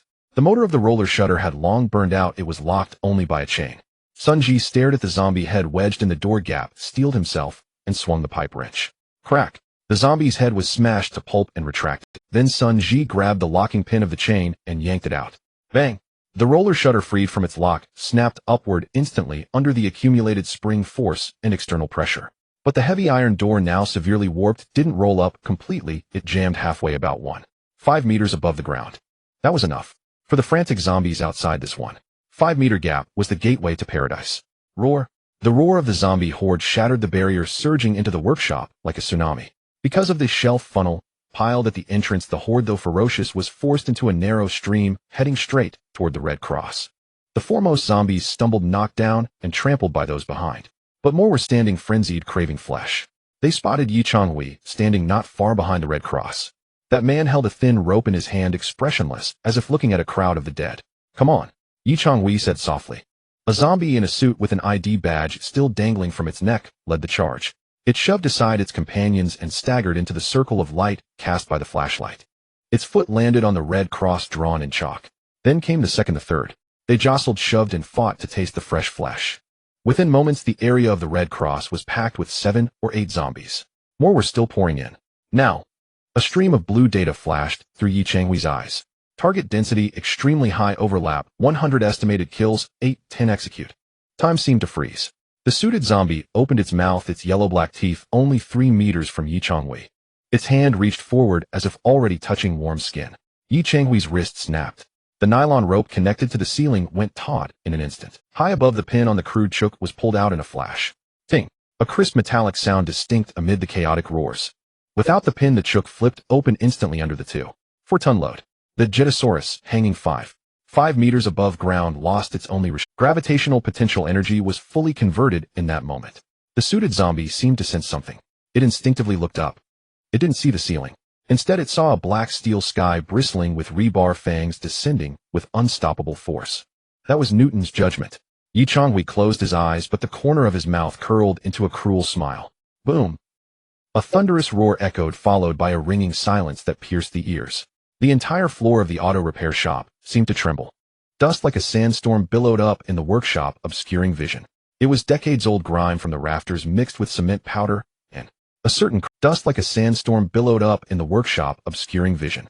It was decades-old grime from the rafters mixed with cement powder, and a certain dead. Are they dead? Sun Ji shouted, trying to dispel the ringing in his ears. No nonsense. Turn on the light. Yichanghui's voice came through the dust, a bit choked, but still eerily calm. Sun Ji fumbled to turn on the flashlight. The beam pierced the dust, illuminating the spot where the Red Cross had been. In that instant, Sun Ji gasped. The spot with the Red Cross was gone. In its place lay the severely deformed Jetta King. It sat quietly on the ground, its chassis, already cut down to the base, now exhibited a grotesque, flattened shape. The 4 tires had been blown off, the wheel hubs were deeply embedded in the cement floor. Beneath the chassis, there was no ground, only a pool of black and red radially splattered like graffiti. Even the most frenzied zombies faced equal judgment under the physical verdict of a 2.4-ton weight combined with gravity and acceleration. The 7 or 8 zombies that had been crowded within the Red Cross area didn't even have time to scream. They were directly flattened into 2-dimensional existence. Only a few severed arms and a half-crushed head protruded from under the car body, fingers still twitching reflexively. Especially the dozens of threaded steel spikes deliberately welded onto the chassis. Like a stapler, they pinned the mass of flesh and blood firmly to the ground. Red liquid gushed through the gaps in the frame, converging into a winding stream flowing towards the lowering drain. Ugh! Sun Ji finally couldn't hold it in, retching behind his hand. Don't throw up. Waste of water. Yichanghui had already rushed forward. He carried the long spear in his hand, not looking at the gruesome scene on the ground, but staring intently at the gap between the Jetta King and the doorframe. Though the attack was fierce, it wasn't perfect. After the Jetta crashed down, it didn't seal the doorway completely. Because too many corpses were piled underneath the car, tilted, leaving gaps less than half a meter wide on both sides. Moreover, the gravity kill array was a one-time use. The Jetta was now a dead weight, impossible to hoist and drop again. But this was exactly part of Yichanghui's plan. Roar! The subsequent zombie tide wasn't deterred by the gruesome death of their kin. They trampled on the bloody pulp, climbed over the deformed Jetta crazily, trying to surmount the obstacle. A few smaller zombies attempted to squeeze through the gaps on either side. Kid, left side's yours. Right side's mine. Yichanghui roared, his spear striking like a venomous snake. Thwack! A zombie that had just poked its head in before it could see inside was pierced through the eye socket by the sharp steel spearhead. Yichanghui flicked his wrist, pulling out the spear with a trail of black blood. It was efficient killing. Earlier, facing hundreds of zombies advancing en masse, they had been desperate. But now the Jetta blocking the doorway became a perfect breakwater, splitting the surging tide of the zombie horde into several small streams. Yi Changhui flicked his wrist, pulling out the spear with a trail of black blood. It was efficient killing. Earlier facing hundreds of zombies advancing en masse. Die, die, die. Sun Ji's eyes were bloodshot. He raised the heavy tower shield, blocking the left gap. A zombie reached in, and he smashed its wrist with a pipe wrench. Another tried to peek in, and he shoved it back with the shield. Awesome. This is what defending a fortress is all about. Sun Ji shouted, adrenaline surging, temporarily forgetting fear and disgust. This was the advantage of terrain. A single man could hold a pass against 10,000. Yi Changhui's side was even more efficient. He needed no brute force, only target zombie weakness, temporal bone kill path, direct thrust. He stood behind the Jetta using the car as cover. Whenever a zombie climbed onto the roof and tried to jump down, a precise spear greeted it. Thwack, thwack, thwack. At this moment, the repair shop became a slaughterhouse. No longer a one-sided massacre, but a rhythmic harvest. Time passed, how long unknown. Sun Ji's arms felt as heavy as lead. His swing turned from a smash to a scrape. Yi Changhui's breathing grew labored, sweat stinging his eyes. But the roars outside seemed to diminish. Not because the zombies retreated, but because the pile of corpses at the entrance had grown too large. Those killed by strikes, crushed, trampled by companions. Countless bodies formed a slope outside the Jetta. The zombies behind had to climb this mountain of corpses and then cross the car to get in. This process greatly drained their momentum. When the first pale light of dawn appeared on the horizon, the last zombie attempting to climb over the Jetta was kicked back by Yi Changhui, tumbling down the corpse hill. Silence. Except for a few distant roars, the area near the entrance fell into an eerie stillness. The deformed Jetta King stood like a tombstone. It had fulfilled its mission. A vehicle in life, a steel great wall in death. Finished. Over. Sun Ji slumped to the ground, his pipe wrench clattering into the blood, too weary to pick it up. Temporarily, Yi Changhui leaned against the Jetta's bumper, panting heavily. He fished out the half-crushed pack of cigarettes from his pocket, wanting to light one, but found his lighter long lost. He put the cigarette in his mouth, chewing the dry filter, the bitter taste stimulating his nerves. It's dawn. Yi Changhui looked out the window. Morning light streamed through the dusty windows into the workshop. It should have been a hopeful scene, but the workshop now looked like hell. The radial splatter of flesh at the entrance had congealed into a dark purple. The metallic scent of blood was so thick it could nearly knock one unconscious. But they had survived. Not only survived, but held the base. Kid, get up. Yi Changhui spit out the cigarette, dregs his eyes, regaining that chilling calm. No time to rest. This scent of blood will attract distant predators. We need to clean up the battlefield now. Clean. Sun Ji looked at the heap of rotten flesh, pale. Brother Hui, how do we clean that? With a shovel. No. Yi Changhui stood up, walked to the Jetta, and kicked a zombie corpse hanging on the doorframe. This zombie had been pierced through the chest by a spear and was completely still. But its limbs were intact, and its muscles looked firm. Target corpse death, time 1 hour, structure assessment, brainstem damage, spine, intact muscle groups, intact recycling value B level. In a capitalist's eyes, there's no trash, only resources misplaced. Yi Changhui turned to look deeper into the workshop. Their unit 001 and 002, due to the previous meat-cutting operation, had stopped generating power, hanging limp on the racks. Last night's battle had drained the battery packs completely. The overhead crane was now just decoration. To move the 2-4-ton vehicle at the entrance, redeploy traps, or repair walls, a lot of electricity was needed. We need more batteries, more generators. Yi Changhui pointed at the mountain of corpses. What do you see there? Sun Ji followed his finger. Corpses. Wrong. Yi Changhui shook his head, his eyes gleaming with something called industrial expansion. That's a spare parts in that one. Yi Changhui pointed at a corpse in sportswear. Strong leg muscles suitable as a power source. That one. He pointed at another in a security guard uniform. Though its arm is broken, its jaw-biting force looks decent, can be dismantled for a grinding machine. And that one. Yi Changhui was like shopping, pointing at the heap of corpses. Kid, get the cutting machine and the cart. Yi Changhui pulled a sharp screwdriver from his waist, a tool for disassembling precision instruments. This morning's only task: pick the fat and choose the lean. Drag in those that haven't rotted completely with intact muscle tissue. For the rest of the rotten flesh, use the forklift to haul them far away and burn them. Sun Ji looked at Yi Changhui's matter-of-fact demeanor and suddenly felt that compared to the man-eating zombies outside, this person planning to disassemble zombies for parts was the real monster of the apocalypse. Brother Hui.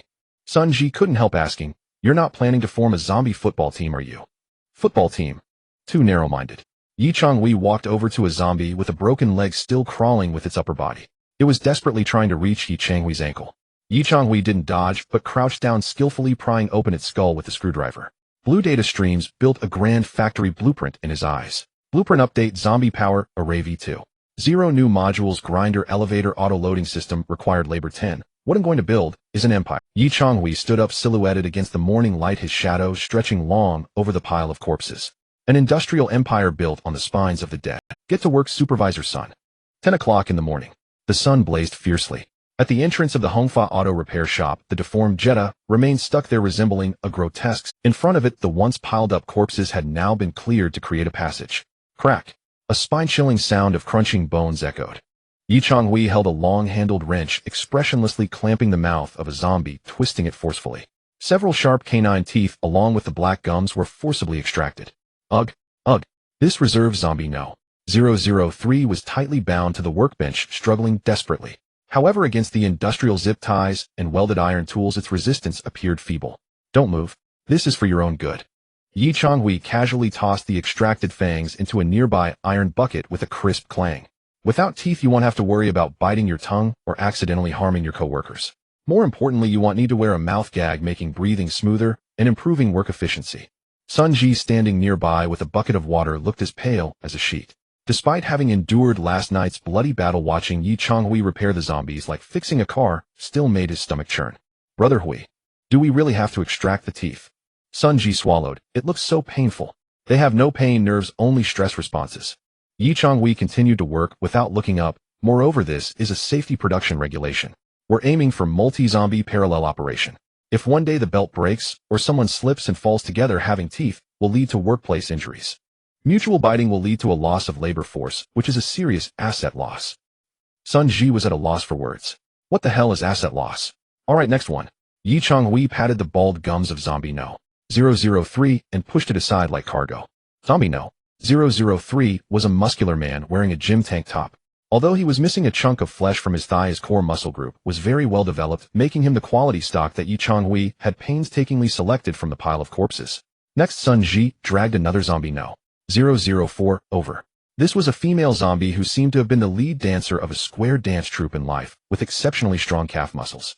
This one can run high-frequency motors. Yi Changhui immediately recognized its potential, good endurance, and strong sense of rhythm. For the next 2 hours, the auto repair shop staged a bizarre pre-job training. Yi Changhui utilized the ability of the god of creation to perform comprehensive modifications on these new employees. First, they were de-weaponized. All the fingernails were trimmed flat and polished smooth. All the sharp teeth were pulled or ground down with a grinder. For those who flailed their arms excessively, Yi Changhui even outfitted them with a specially made bodysuit, made from discarded tire skins, exposing only the thighs and knees, while the upper body was tightly bound to prevent them from interfering with the power generation process. Next came standardization. To adapt to the uniform power generation pedal, Yi Changhui welded a pair of iron shoes onto each zombie's feet. The bottoms of the iron shoes had slots that could fit directly into the power generator's pedals, making escape impossible. This is simply an assembly line. Sun Ji gazed at the 4 new positions neatly arranged along the wall, murmuring to himself. The originally crude single ratchet frame had been dismantled. In its place was a complex mechanical structure brimming with punk style. Yi Changhui utilized the rear axles of several scrapped vehicles left in the repair shop to dismantle 4 differentials. Blueprint analysis, multi-source power coupling system challenge, inconsistent physical abilities, frequencies, and strides of different zombies. Direct hard connections may lead to tripping each other up.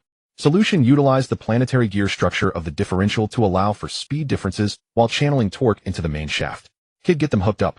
Yi Changhui pointed at the newly arranged workstations. This was a shaped layout with 4 workstations facing each other and a thick transmission main shaft in the no. 001 the old employee, the delivery guy, and no. 002 the construction site tough guy had already been released from their bindings and reassigned to the main attack positions. No.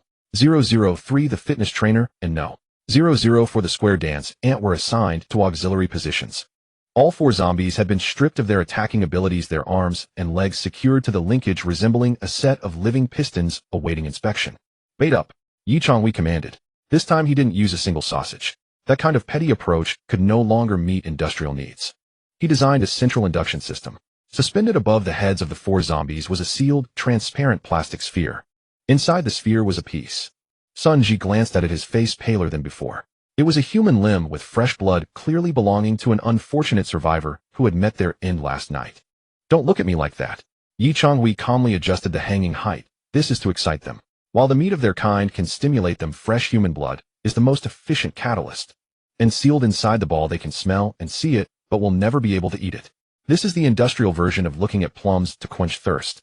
As the transparent ball was slowly lowered hovering at the center of the four zombies' line of sight, the air froze. Then it erupted. Roar. Hoo-hoo. The four zombies went insane simultaneously. The fitness trainer no. 003 kicked violently the square dance ant no. 004 twisted wildly the construction site tough guy no. 002 unleashed brute force while the delivery guy no.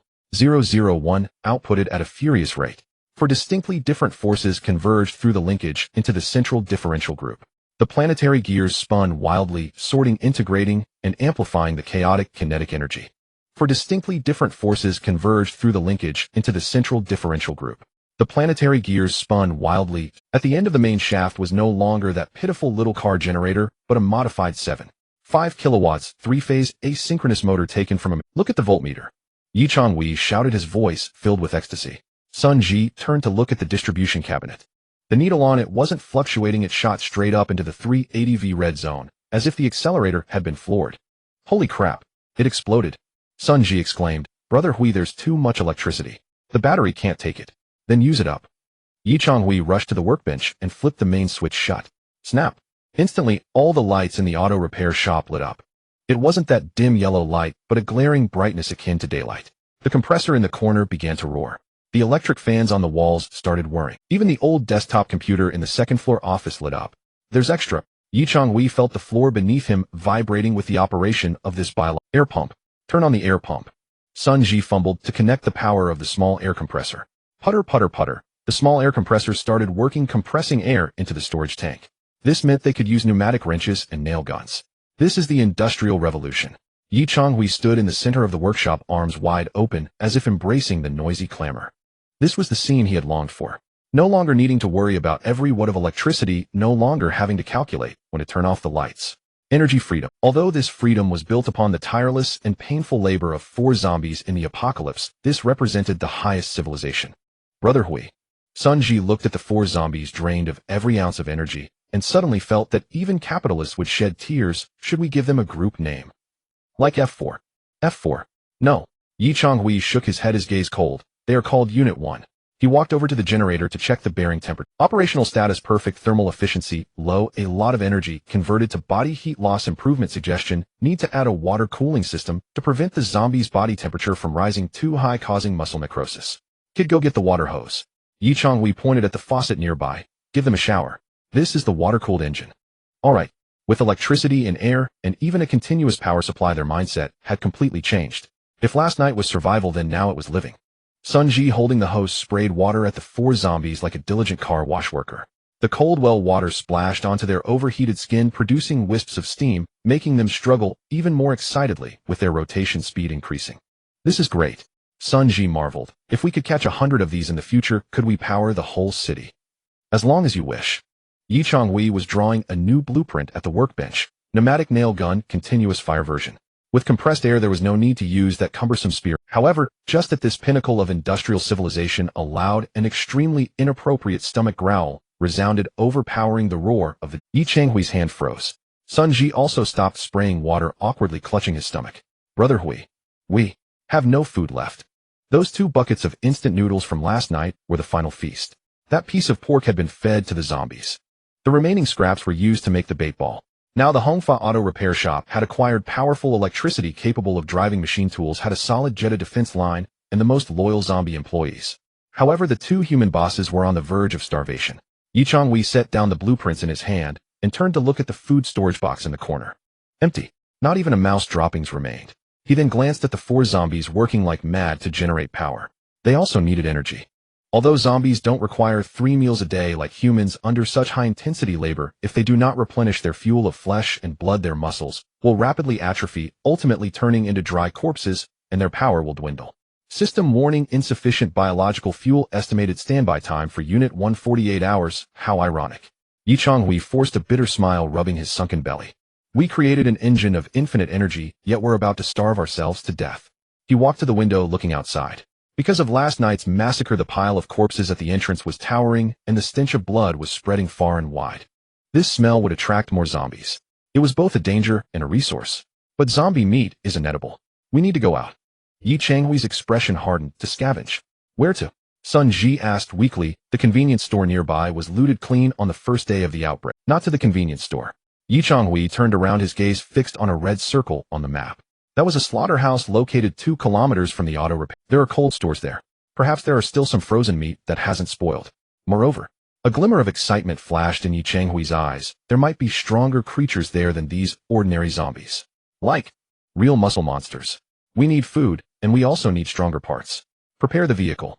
Yi Changhui pointed at the modified Ford Raptor on the lift. This time we not only need to bring back goods, but also people. He glanced at Unit 1 still generating power. Take 2 down. Load 001 and 002 into the car. Huh. Sun Ji was stunned. Why load them into the car? Do you think the fuel prices are still the same as before? Yi Changhui sneered. The car is out of fuel. We need to put their power under the hood. To create a biological hybrid engine. The gnawing hunger felt like someone wringing a towel inside his stomach. This dizzying sensation of hypoglycemia caused even the blue data streams in Yi Changhui's eyes to stutter momentarily. Kid, get moving.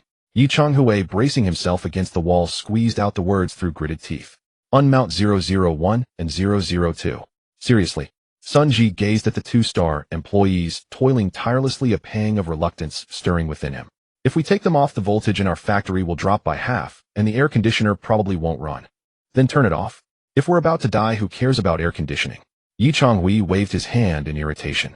Every passing moment was a race against his own bodily functions. If they didn't procure food soon, the 2 apocalyptic tycoons with unlimited electricity would become history's most pathetic starve-to-death wretches. Click. The safety catches were released. Units 001 and 002 were forcibly dragged from their workstations. Bereft of these 2 mainstays, the generator's roar instantly weakened, leaving only 003 and 004 to carry the load. The overhead light flickered, dimming by half, as if the factory had entered an energy-saving mode.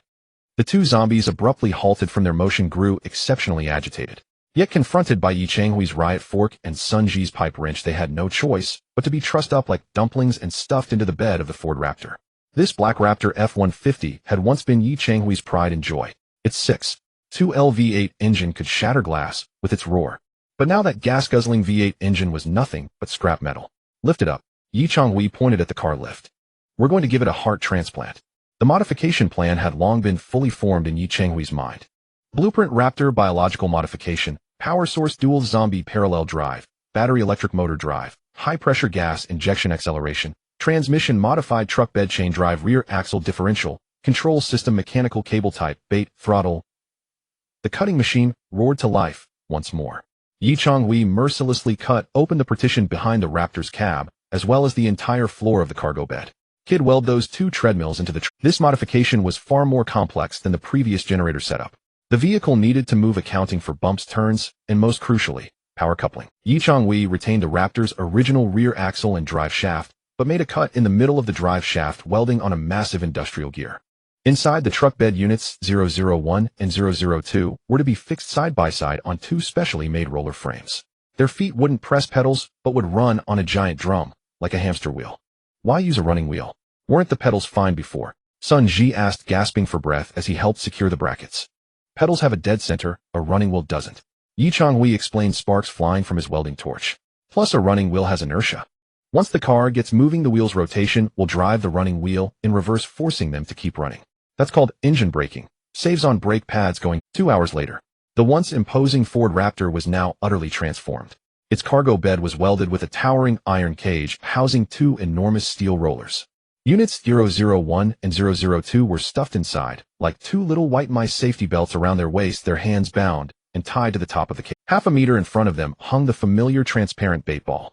The piece of human flesh inside had turned a bit black, but to the zombies it was like aged wine, even more enticing. Furthermore, in a corner of the truck bed, a high-torque motor salvaged from a machine tool was secured, connected to the original car battery pack, plus additional parallel battery packs, serving as a power source for acceleration. And at the bottom of the rear, high-pressure gas cylinders had their nozzles angled towards the ground, ready to unleash their internal high-pressure gas at a moment's notice.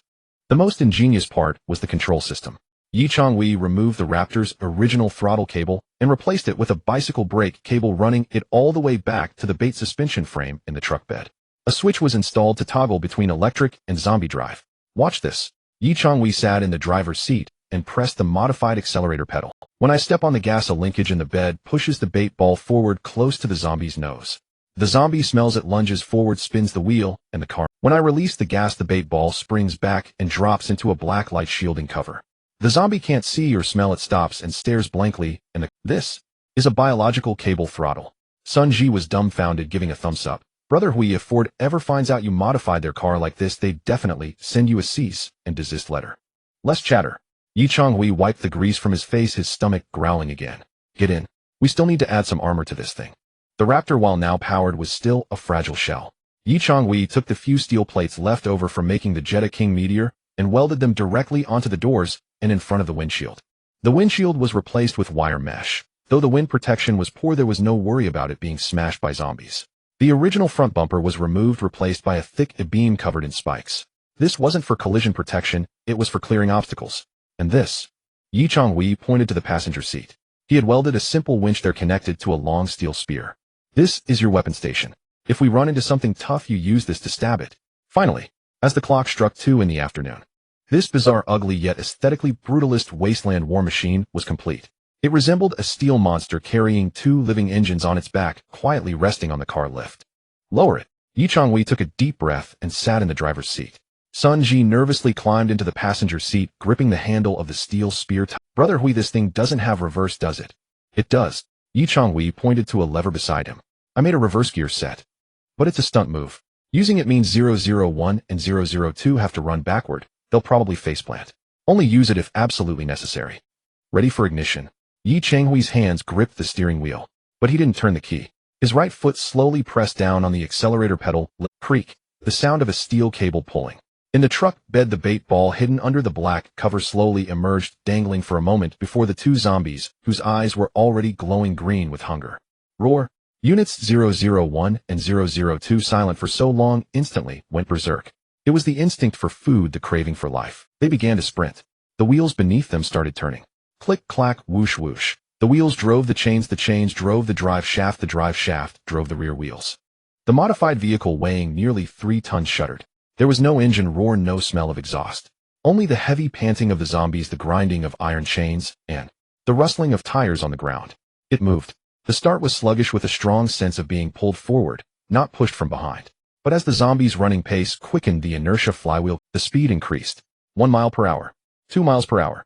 Yi Chong-hui yanked the steering wheel, and the car traced in an elegant arc across the spacious workshop, charging towards the main gate.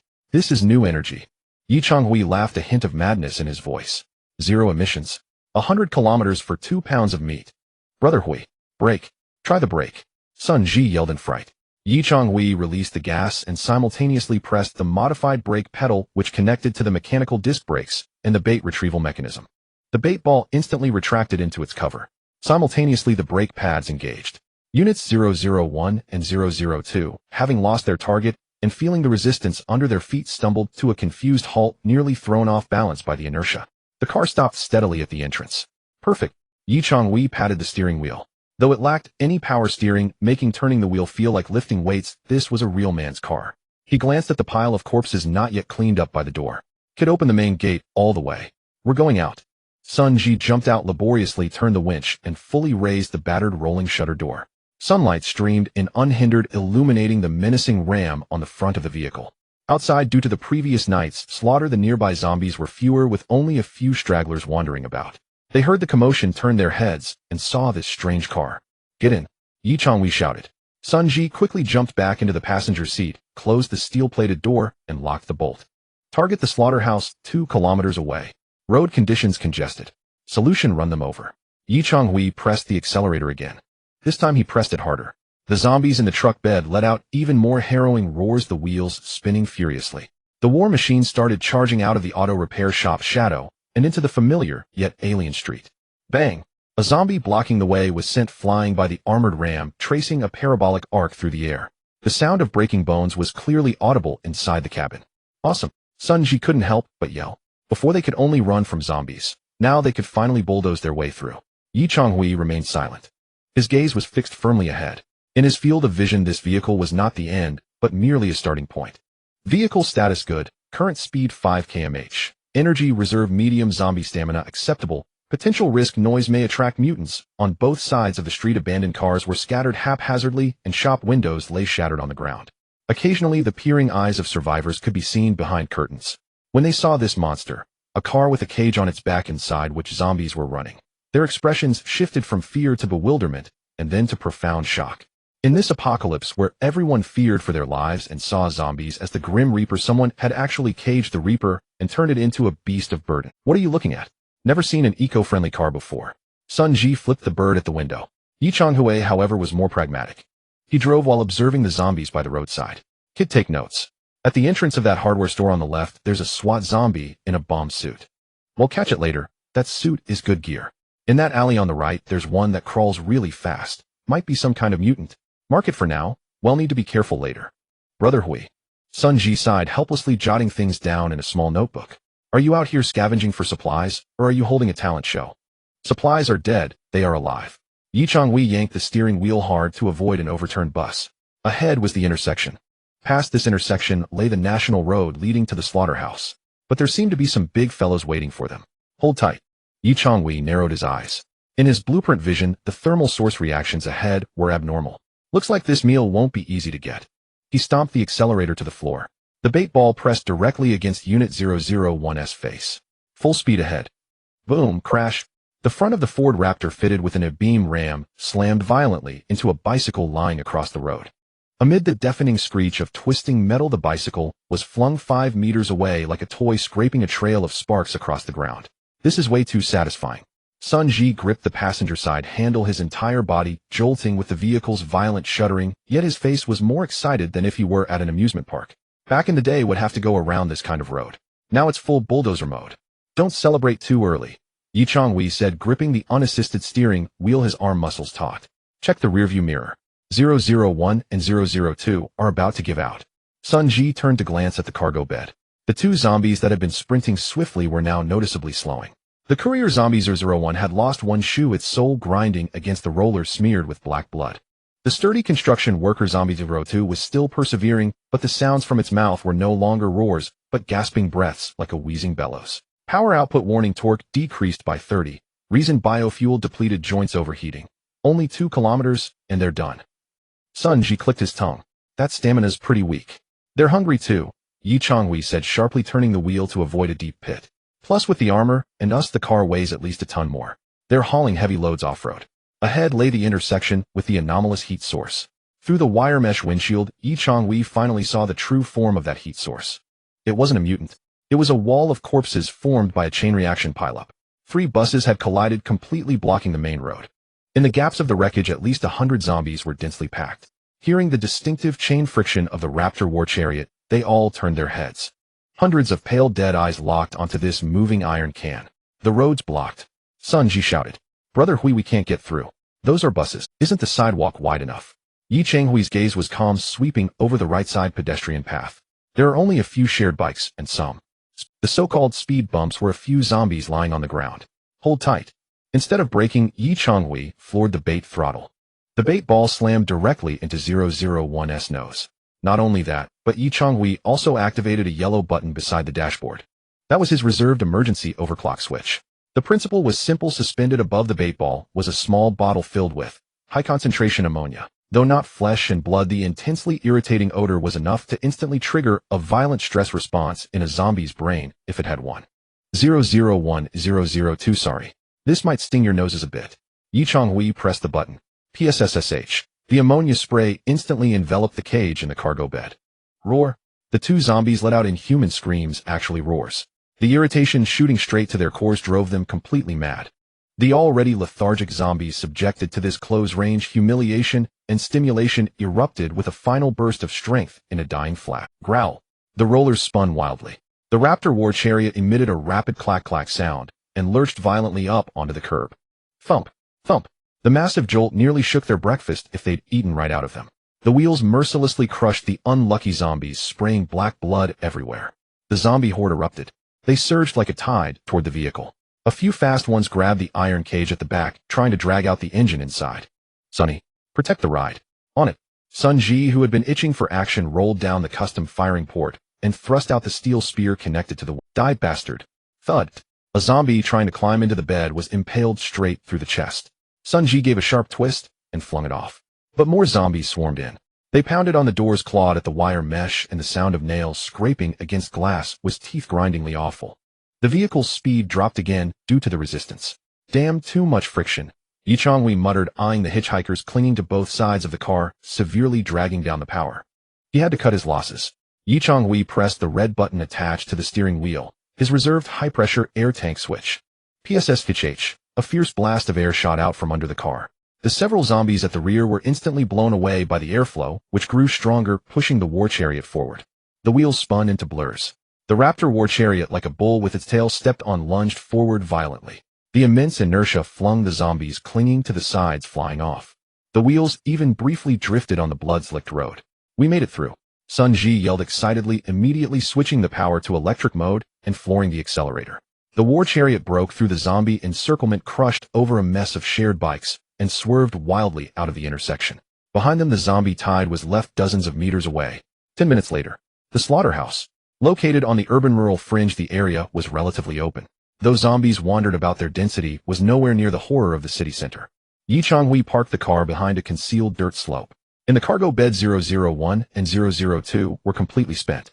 They lay in the cage, foaming at the mouth, twitching all over. The ammonia overclock had clearly drained every ounce of their energy. Let them rest, Yi Changhui said, jumping out of the car with a spear and backpack. Well, walk the rest of the way. The two crouched low, using the cover of bushes to sneak up to the slaughterhouse's outer wall. A pungent stench of decay mixed with spoiled meat hit them. This smell.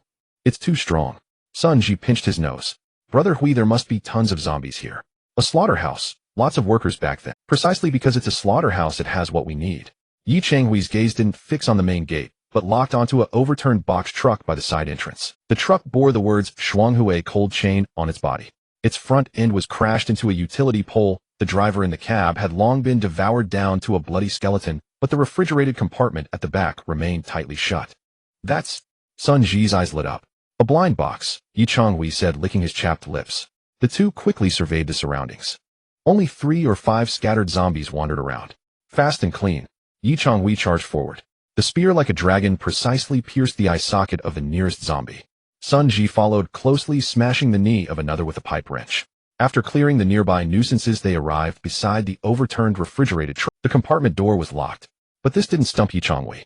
He pulled out a screwdriver and crowbar, and without even needing the analytical power of God of Creation, he found the weak point in the lock and pried it open with force. Click! The door opened. A blast of cold, even more intense than outside, rushed out. Though the refrigeration had long stopped, the insulation kept the inside cooler than the outside. Accompanying it was a suffocating stench. Ugh! Sun Ji was about to vomit, but the next second his eyes went wide. At the very back of the compartment were stacked boxes of crushed cardboard.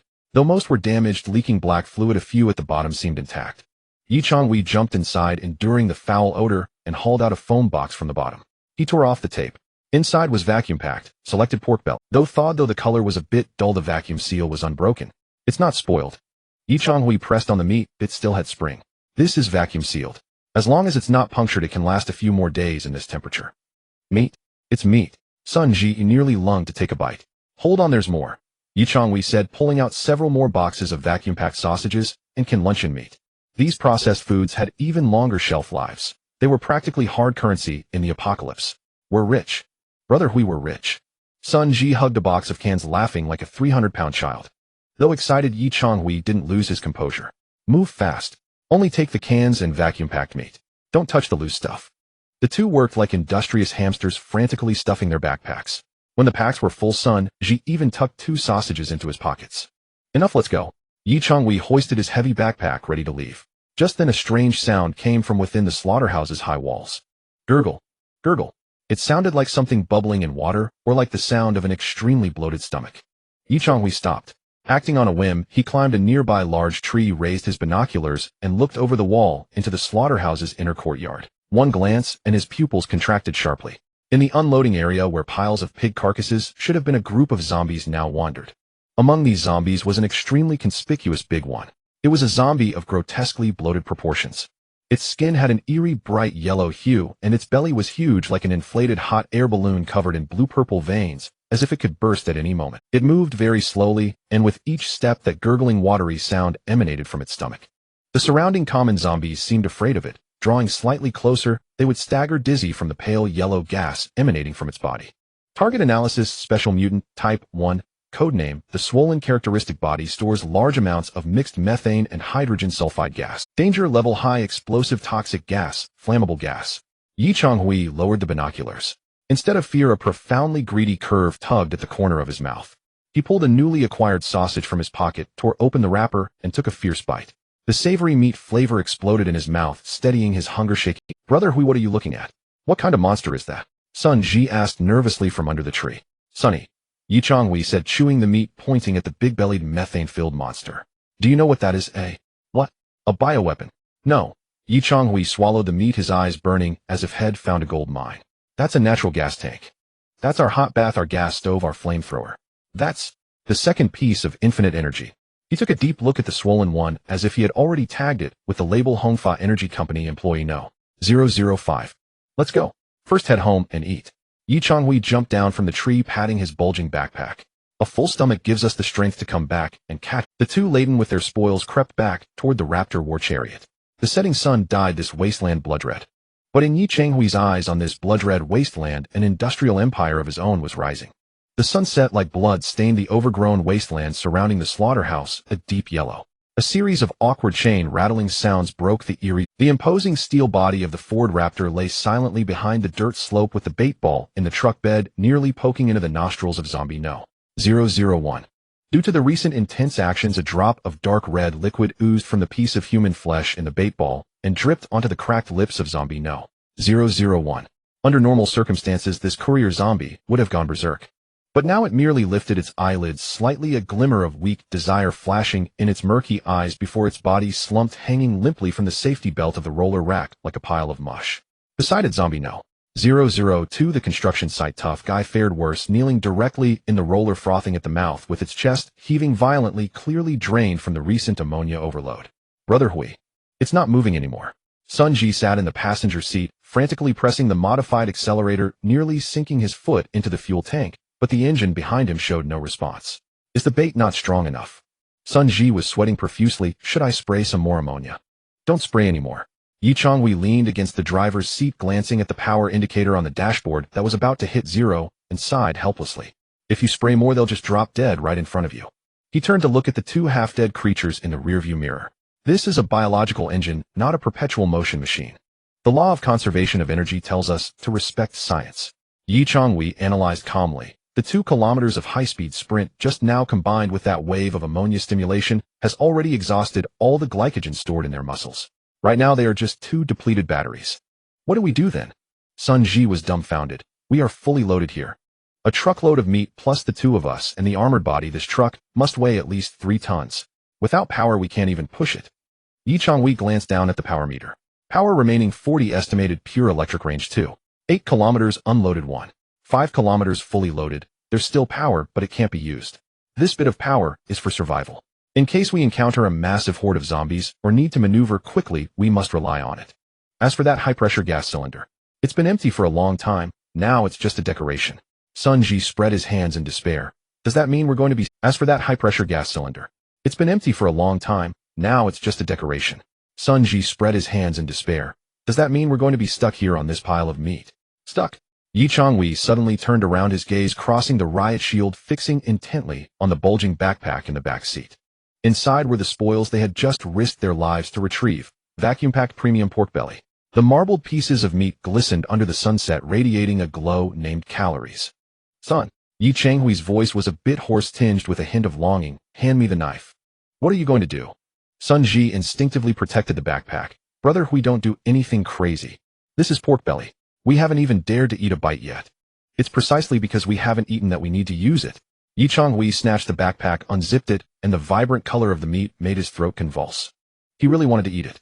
To roast it until it sizzled and oozed oil sprinkled with cumin and chili powder. However, if we don't fuel them, we won't be able to transport this truckload of meat back. Yi Changhui took out a piece of pork belly weighing at least 1 kilogram, his expression turning cold and rational. This is the price. This is the damn.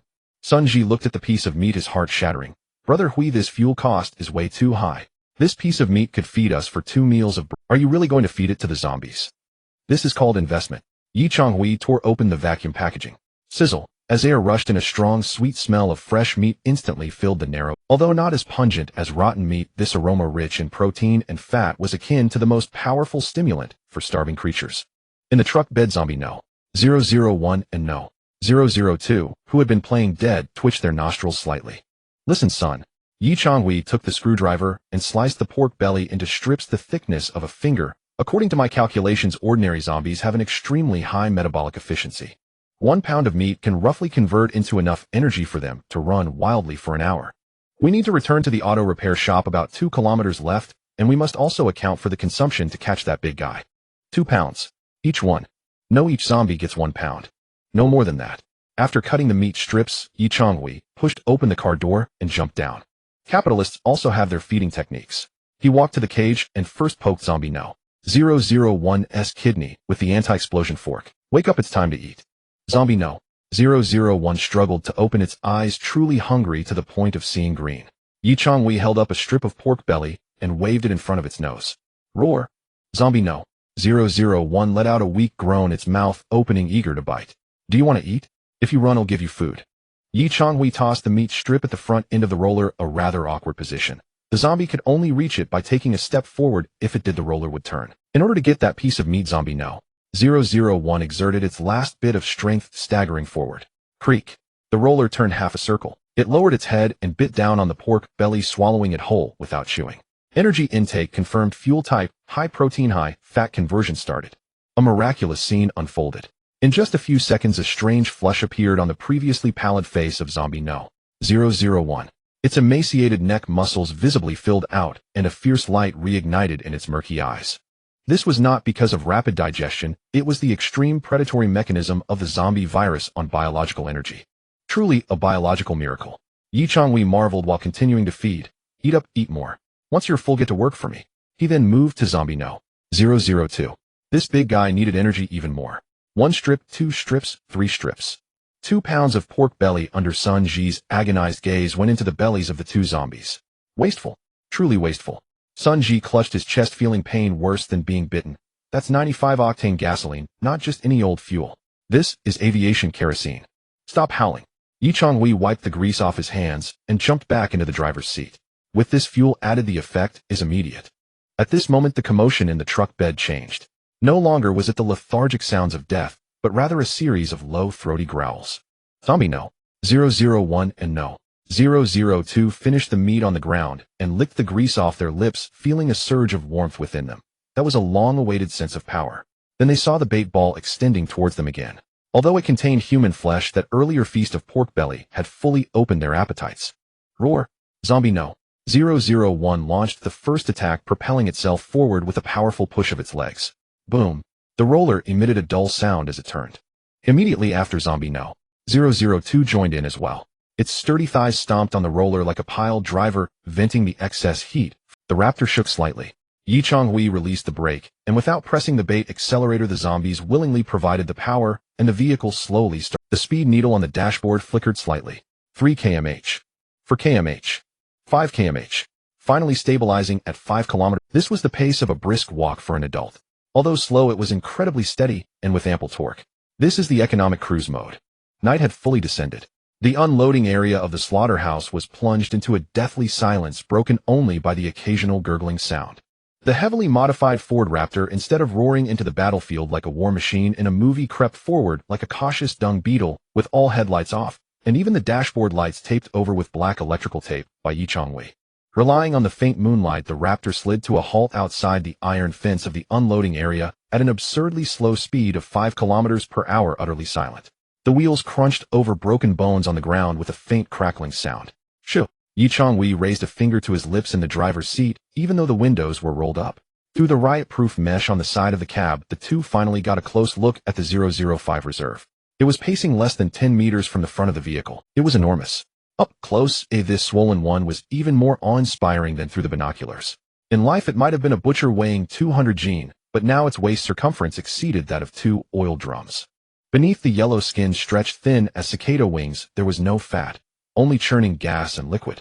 Through the skin, one could even see the bluish-black intestines writhing as bubbles rose. A nauseating stench of rotten eggs, hydrogen sulfide, mixed with decaying flesh, seeped through the cracks in the car door. Cough, cough. Sun Ji covered his nose, tears streaming from the irritation. Brother Hui, is this thing really an asset? I feel like it's a biological weapon. What if it explodes right next to our car? It's just a balloon, Yichang Hui whispered, his eyes gleaming with the excitement of a pervert spotting a stunning beauty. As long as we don't pop it, it's priceless. Distance estimation 8 meters, wind direction southeast, favorable upwind, target status roaming mode, intruder not detected. Listen up, grandson. Yichang Hui lightly rested his hand on the steering wheel. This thing moves slowly. I've seen it. Those elephant legs of its can't run at all. Its top speed is at most 4 kilometers per hour, and our biological cruising speed is 5 kilometers per hour. It's destiny. A smirk tugged at Yichang Hui's lips. If we used the electric motor, a little tap on the gas would send us shooting forward, and we'd easily lose it. But with zombie pushers, the speed is incredibly stable, perfect for walking the dog. Walking the dog? You call this a dog? Sun Ji stared at the monster, whose belly nearly dragged on the ground. That's walking a nuclear bomb. Let's talk. Get the fishing rod ready. Yichang Hui pointed to the object already prepared in the passenger seat. It was a long aluminum pole salvaged from a mop. At the end of the pole, a metal hook was tied, and on the hook hung. Sun Ji took one look and felt his stomach churn again. It was a string of large intestines freshly pulled from a fresh zombie corpse outside, bloody and still steaming. Stick it out, Yichang Hui commanded. Remember, move gently. Don't poke it and don't get too far. Keep a distance of 2 meters, let it smell the bait, but not catch it. I hate this job, Sun Ji grumbled as he rolled down the specially modified firing port on the passenger side. Cold air rushed in, intensifying the stench.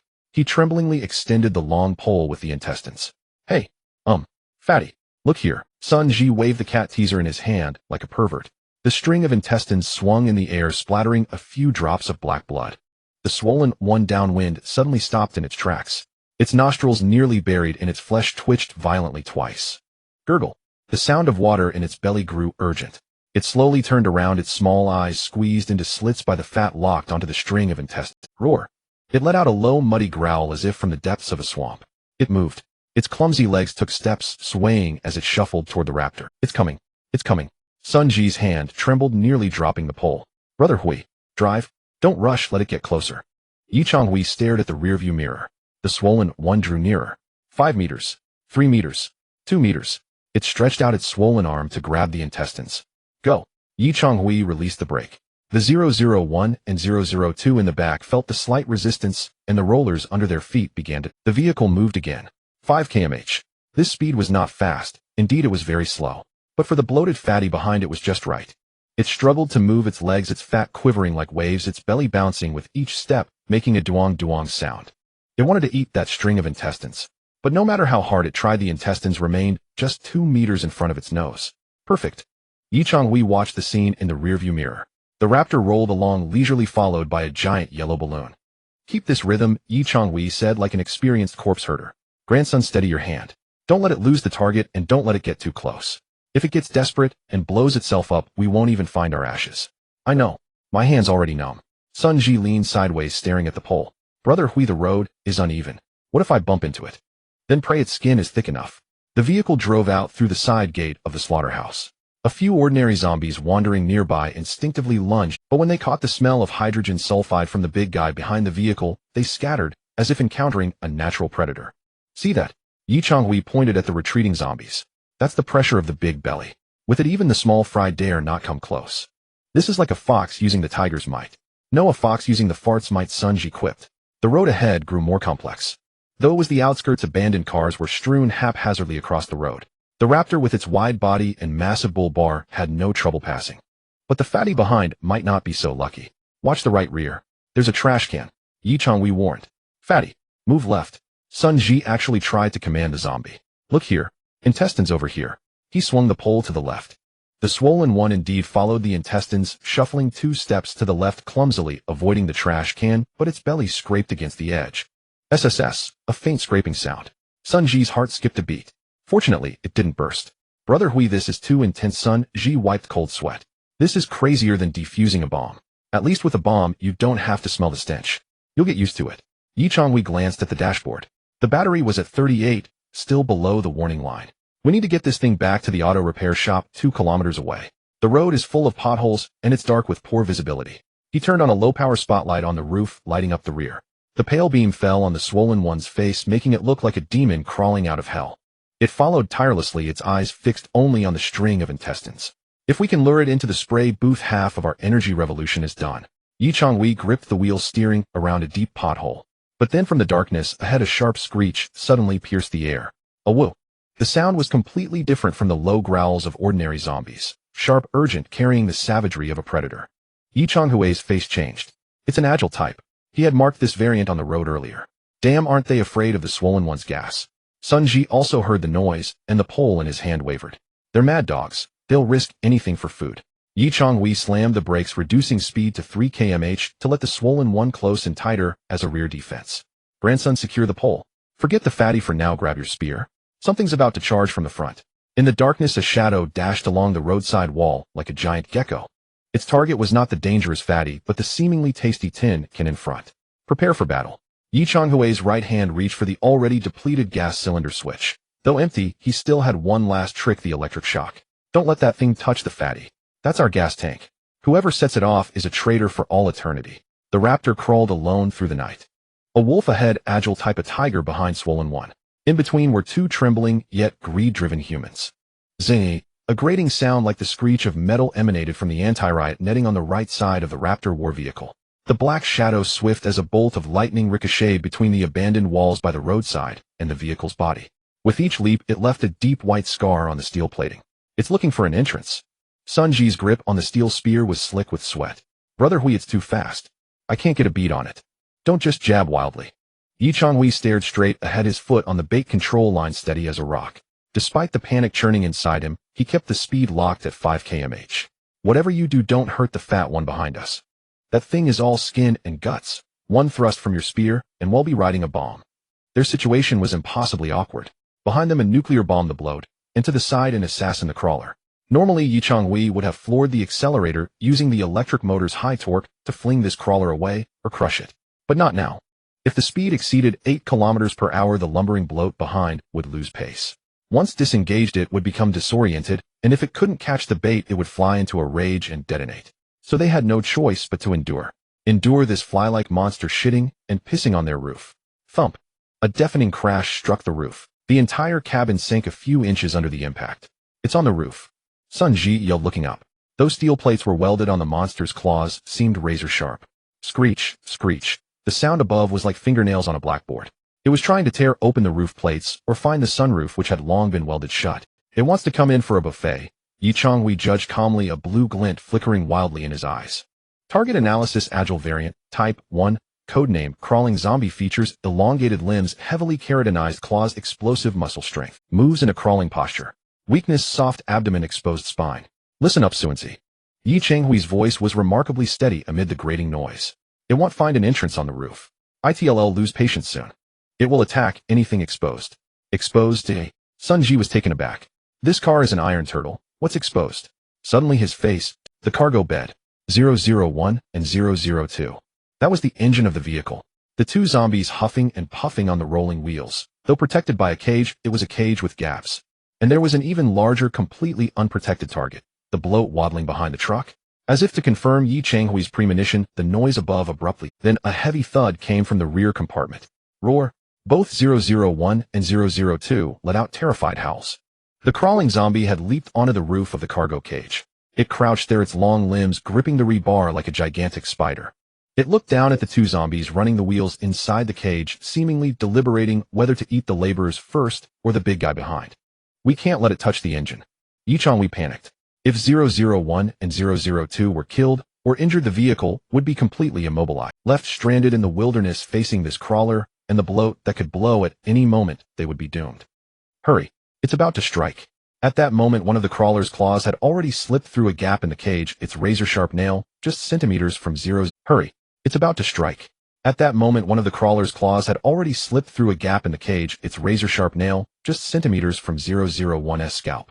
001 was so terrified it stopped running, the wheel speed plummeting. The vehicle's speed dropped to 2 km/h. The bloat behind nearly rammed into the tail, its sloshing gut of methane making everyone's heart race. Damn it. Let's do this. Sun Ji roared, rolled open the firing port, and thrust the steel spear connected to the winch outward. He then pressed himself against the door, leaning out as far as possible to gain an angle for an upward strike. In the darkness, Sun Ji saw the monster clearly. It was completely naked, its skin a sickly grared muscles like knotted roots. Its eyes had degenerated, replaced by oversized ears and a mouthful of shark-like fangs. It was about to tear open 001's skull. "Hey, 𝓃, look at Grandpa here," Sun Ji shouted, driving the steel spear upward with all his might. Though the angle was awkward, the force was immense. Squelch. The tip of the spear scraped against the cage's edge and plunged into the crawler's upper thigh. OWWW. The monster let out a pierce. It whipped its head around, its eyeless face locking onto Sun Ji. Enraged, it abandoned the caged zombies, kicked off the cage, and lunged straight at Sun Ji, who was hanging from the door. "Pull back." Hui saw it clearly from the cab. In that instant, he executed an extremely bold maneuver. He yanked the handbrake, locking the mechanical rear wheels, while simultaneously wrenching the steering wheel and stomping the brake pedal. Squeal. Even at just 5 km/h, the sudden stop combined with a tail slide generated tremendous lateral centrifugal force. The raptor's rear end swung violently to the right. The crawler, still midair and aiming for Sun Ji's window, had its landing point thrown off by the unexpected drift. Bang! It slammed heavily into the steel-plated door instead of crashing through the window. The impact rattled Sun Ji's teeth, but he took the chance to turtle back inside, hastily rolling the iron shutter over the firing port. Thump, thump, thump. The crawler fell to the ground and rolled twice. It wasn't seriously injured, just stunned. It scrambled up quickly, crouching low, a low-threat growl rumbling in its throat. But once on the ground, it no longer looked at the raptor, because less than 3 meters in front of it stood a yellow giant. The bloat. The sudden break had caught the bloat off guard as well. Its gutful of liquid, still sloshing inertia, carried it a few steps forward, and it collided head-on with the fallen crawler. Now the two monsters faced each other. The crawler smelled the pungent hydrogen sulfide and instinctively tried to back away. But the bloat clearly thought this small newcomer was stealing its food. Groan. The bloat opened its festering maw and spat a cloud of yellow-green gas at the crawler. Not venom, but the fermented waste gas from its belly. It stank and was mildly corrosive. The gas splattered across the crawler's face. It didn't die, but the revulsion made it even more irate. It arched its back, claws digging into the ground, ready to strike. It would tear apart this stinking fatso. In the cab, Hui's pupils shrank to pinpricks. We're finished. If the crawler's claws tore open the bloat's belly, the hundreds of liters of compressed methane inside would meet the static spark from the brake, or simply explode from pressure imbalance. This raptor, along with its 2 occupants, would be blown sky high. Can't let it strike. Hui's hand shot toward the red switch beneath the dashboard, electric drive mode. The battery was at 38. Using it might mean they couldn't go back. But compared to being blown up, going back was nothing. 𝓃. Were. In an instant, a 380 V current surged into the previously silent electric motor. The raptor's stationary tires were. In an instant, a 380 V current surged into the previously silent electric motor. The raptor's stationary tires erupted in a puff of burnt rubber smoke. Instead of moving forward, Hui slammed it into reverse. Full reverse. The 𝓃 steel war chariot, like an enraged bull, plowed backward into the crawler, about to leap. The crawler had just started to swing its claws when it felt a vicious gust of wind. It didn't have time to turn its head. Crunch. The raptor's reinforced I-beam rear bumper slammed solidly into the crawler's side. It was a precise surgical strike. The crawler was sandwiched between the raptor's rear bumper and a concrete utility pole by the roadside. Crack. The snap of its spine was crisper than firecrackers on. The once invincible agile killer instantly turned into a flattened corpse hanging on the pole. Black blood splattered everywhere, even onto the bloat's and the bloat stood frozen, stunned by the sudden turn of events. Its gaseous guts quivered, but it dared not move. Pant. Pant. Hui gripped the steering wheel with both hands drenched in cold sweat. On the dashboard, the battery dropped instantly to 35. That full-power reverse had consumed an alarming amount of energy. Is it dead? Sun Ji poked his head out from under the seat, his voice trembling. Hui glanced at the rearview mirror. The crawler had slid limply to the ground, its waist folded at a 90-degree angle, clearly dead. And that precious big balloon stood intact, barely half a meter from the rear bumper, staring bewildered at the corpse on the ground. It hadn't been detonated. Close call. Hui let out a long breath, feeling his heart pounding in his throat. If I'd hit the fat one instead. He didn't want to think about the consequences. Brother Hui, you're a genius. Sun Ji gave a thumbs up. Reversing into something. That's some skill. Save the flattery. Hui shifted back into forward gear and switched to biological drive mode. 001-002, quit playing dead. Run. He pressed the bait accelerator. Though exhausted by the scare, survival instinct drove the 2 zombies to turn the wheels again. The vehicle crept forward. 5 km/h. The familiar crawl, the familiar jolts. The bloat seemed to snap out of it. It glanced at the body on the ground, showed no appetite, then looked at the swinging string of intestines ahead. Gurgle. It resumed its lumbering gait, following along. as if nothing had happened. 1.5 kilometers left. Yi Chonghui checked the odometer on the dashboard. The auto repair shop wasn't far now. Suanzi reel in the intestines a bit. Yi Chonghui ordered. Don't let the fat guy eat too easily, but don't let him lose us either. Right now he's worth more than gold. The night deepened. A battered car, 2 starving men, and a biochemical monster capable of leveling a house formed a bizarre funeral procession along the wasteland road. But Yi Chonghui knew this wasn't a funeral. It was the first energy cornerstone being laid for the foundation of a new world. The entrance of Hongfa Auto Repair Shop loomed before them. The roll-up door, welded like a monster patched with rags, was tightly shut. The blackish-brown bloodstains from the previous battle still clung to it like medals of honor. We're here. Finally. Sun Ji collapsed in the passenger seat, feeling as if every bone in his body was about to fall apart. The 2-kilometer journey had exhausted him, as though he had driven 20,000 kilometers. Yet just 50 meters from the gate, a faint chain-slipping sound came from the truck bed, 2 clicks barely audible. No matter how hard Yi Chonghui pressed the bait pedal, or even stuffed the bait ball directly into 001's mouth, the vehicle refused to budge. Completely stalled. 001 and 002 hung limply from the safety belts of the roller rack, their tongues lolling out, too drained even to roll. The energy from the pork belly they had consumed earlier had been drained to the last jewel spent on the nerve-wracking escape and heavy burden along the way. Out of fuel. Yi Chonghui released the accelerator helplessly. This time it's really out. He glanced at the dashboard. The battery showed 34. That little power might suffice for opening the door or a short reposition, but relying on the electric motor to drive the car into the yard and complete a complex reverse parking seemed unlikely. More critically, a tireless bomb was still following behind.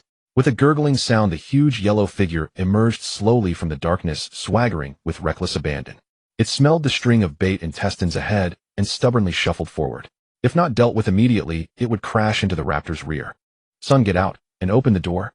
Use the backup power to lift the roll-up door. Quick. My legs are weak. Sun Ji complained, but his actions were swift.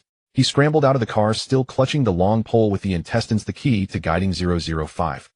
Never mind me. Go open the door. Leave the intestines for me. Yi Chonghui snatched the pole, extended it out the window, and took over the fishing from Sun Ji. At that moment, the swollen one was only 3 meters from the rear. Sun Ji sprinted to the gate, entered the password, and pulled down the emergency switch.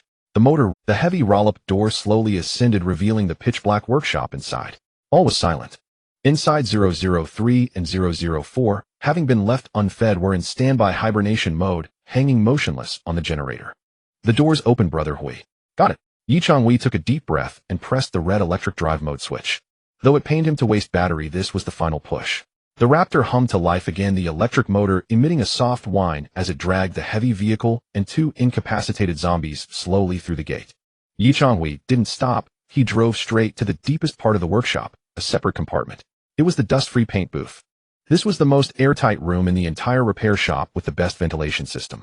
The walls were reinforced insulation panels, the door was a sliding one with ceiling strips, and there was a large tempered glass observation window. This was the presidential suite he had prepared for 005. Son, open the paint booth door.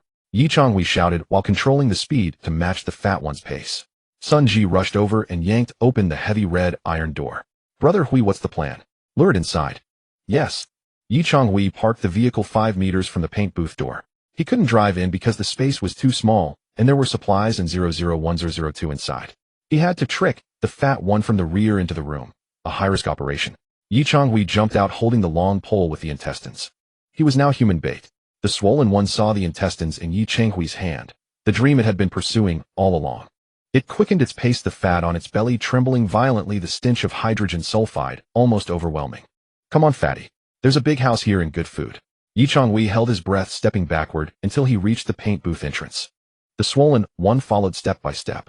Now only 2 meters away, Yi Chonghui could even see the bulging blue vein on its belly like a water pipe ready to burst. Get in. Yi Chonghui hurled the pole with the intestines deep into the paint booth. The intestines landed on the paint-stained floor. The swollen one's gaze followed. Without hesitation, it clumsily stepped over the threshold and squeezed into the slightly cramped room. It was too fat. The flesh on its sides scraped against the door frame, making a sound like stuffing meat into sausage casings. Just as it fully squeezed in and bent down to pick up the intestines, Yi Chonghui and Sun Ji simultaneously lunged at the heavy sliding door. The iron door slammed shut. 2 deadbolts clicked into place. Still uneasy, Yi Chonghui wedged a thick steel channel across the handle. Both of them leaned against the iron door, sliding down to sit on the ground, panting heavily. The suffocating stench was finally sealed away. It's inside. Sun Ji listened to the muffled footsteps from within, still incredulous. We actually brought this thing back. Not just brought it back. Yi Changwei stood up, walked to the tempered glass observation window on the side of the booth, and turned on the explosion-proof light inside. We've moved a mountain of gold. The light came on. Through the thick glass, the interior of the paint booth was fully visible. Number 005, the swollen one, was crouching on the ground like a giant baby, stuffing the already spoiled blackened intestines into its mouth, chewing noisily. It ate with relish. After finishing, it seemed satisfied with the new environment. No wind or rain and no other zombies competing for territory. It stood up, circled the room, once its stomach emitting loud gurgles. Then it found a corner, leaned against the wall, and sat down motionless. What's it doing? Sun Ji leaned in. Eat and sleep. It's fermenting. Yi Changwei stared at its swollen belly, his eyes burning with fervor. It just ate that protein-rich intestines plus the original flora inside it. In just a few hours, its stomach will produce a large amount of fresh biogas. Yi Changwei pointed at the exhaust vent on the top of the paint booth. That vent connects to the activated carbon filter box outside. We need to modify it. Into what? Into a gas collection hood. Yi Changwei drew a circle on the glass. Directly connect a pipe to our gas storage tank. From now on, this will be our natural gas well. After confirming that 005 was calm, the two finally felt the extreme exhaustion of their bodies. Hunger struck again. Forget the gas for now. I'm starving. Sun Ji clutched his stomach. What about the meat in the truck? Unload. Yi Changwei turned and walked toward the Raptor. The vehicle looked like an exhausted old ox. In the truck bed, 001 and 002 were still on. Yi Changwei didn't mistreat them. Untie them and drag them to the break area over there. Give them some water. As for meat, he peeled off a piece of crawler meat stuck to the crossbar at the rear. Not as good as pork belly, but high energy density. ITLL replenished their After settling the two zombie heroes, it was finally their turn. In the office, an emergency lamp cast a dim yellow light. On the table lay several freshly opened vacuum-sealed packs of pork belly, 2 cans of luncheon meat, and a pack of sausages. There was no fire because the generator was off, and there was no electricity. Eat it raw. Sun Ji held up a piece of pork belly, hesitating. Even though it was vacuum-sealed, eating raw pork still felt psychologically daunting. Who said raw? Yi Changwei pulled out a simple alcohol stove from a corner left over from car repairs and poured in some industrial alcohol. The flame is small, but ITLL cook it just fine. A blue flame flickered. Thin slices of pork belly sizzled on the aluminum lunchbox lid. Oil rendered out, and the aroma filled the air. At that moment, all fatigue, fear, and nausea were dispelled by the smell. To Newton. Sun Ji raised a slice of golden brown meat, tears in his eyes. To Darwin. Yi Changwei clinked his slice and swallowed it in one gulp. The hot oil exploded in their mouths, the feeling of being alive. After eating their fill, the two lay on the broken office sofa, unwilling to move an inch. Outside the window, the moonlight was cold. In the workshop, 005 occasionally gurgled in the paint booth. 001 to 004 hung on the rack in hibernation. Everything seemed calm, but Yi Changwei couldn't sleep. He turned over, staring at the ceiling. Now he had food, a generator, and even a source of gas. But how to extract the gas? The paint booth was sealed, but the gas was dispersed throughout the room. Directly extracting it would yield low concentration. To get high-purity methane, he had to connect directly. The image of the swollen one's enormous belly flashed in his mind. Direct connection. Like inserting a tube into a patient, directly into its belly to draw out the gas. This required surgery. A puncture procedure on a biochemical balloon that could explode at any moment. Tomorrow. Yi Changwei closed his eyes, murmuring, tomorrow will become certain. We'll install a faucet on 005. The morning sunlight streamed through the skylight onto the workbench, illuminating a freshly polished metal tool that glinted with a cold sheen. If not told, no one would know what this thing was for. It looked like an oversized syringe needle.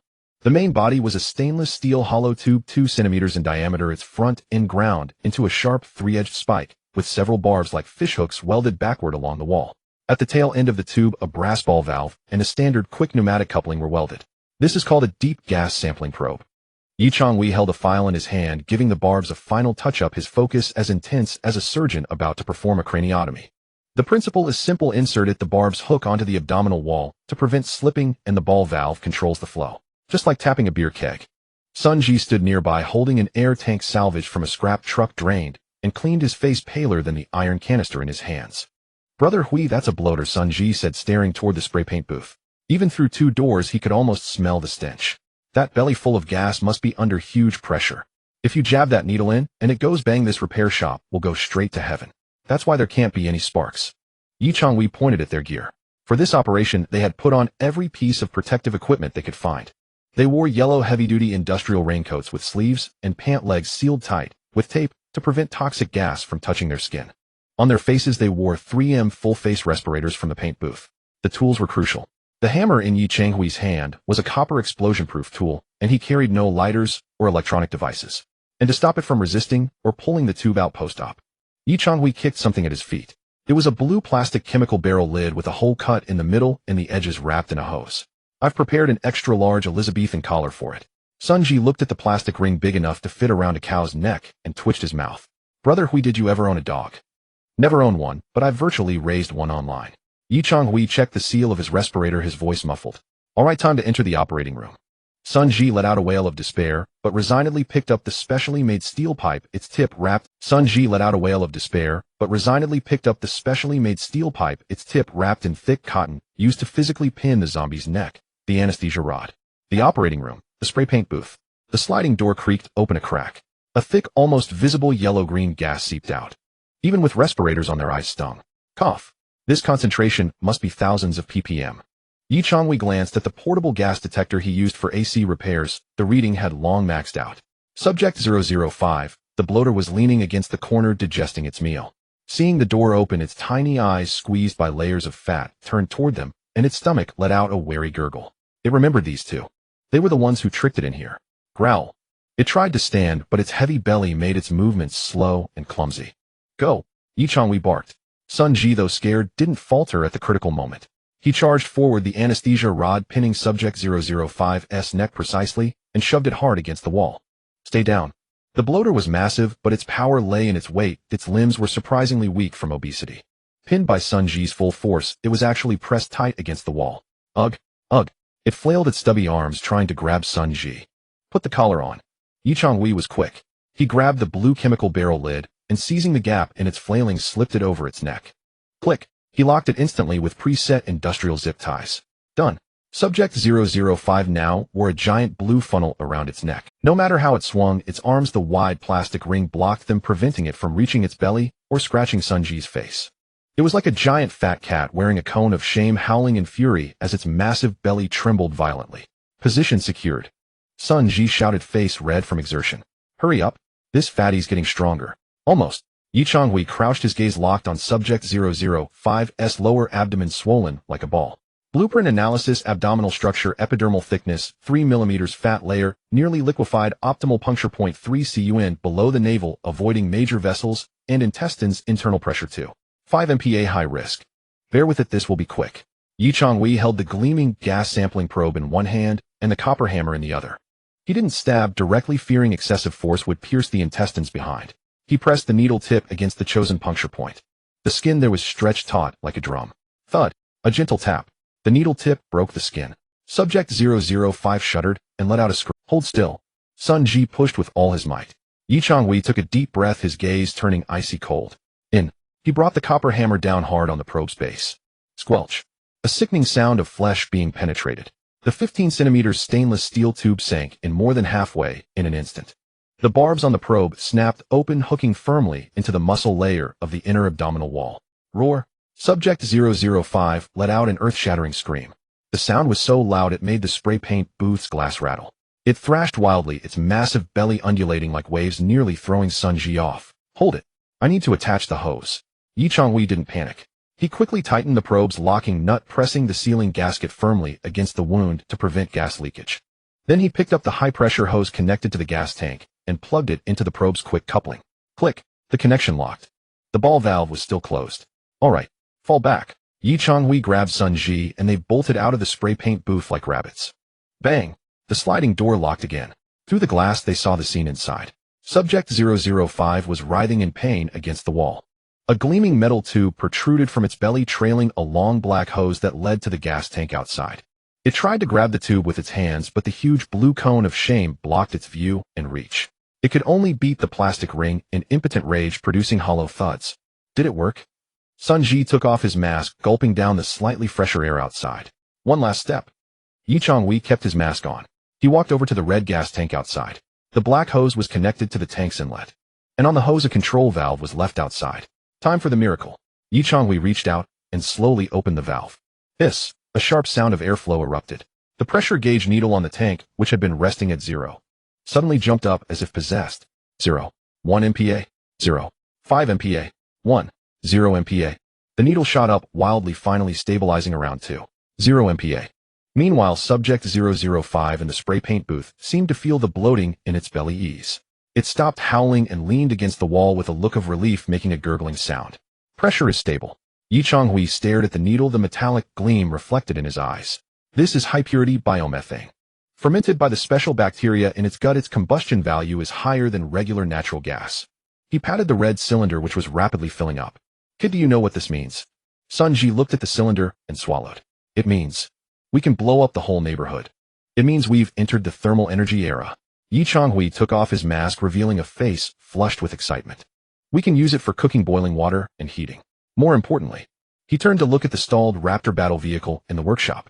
We can use it for bomb shells and propellant. The first tank is full. Yi Changhui closed the valve, disconnected the hose, and swapped in a second empty cylinder. This wasn't just gas. It was liquid gold. Let's go. Yi Changhui picked up the heavy tank of corpse gas. To the kitchen. Kitchen.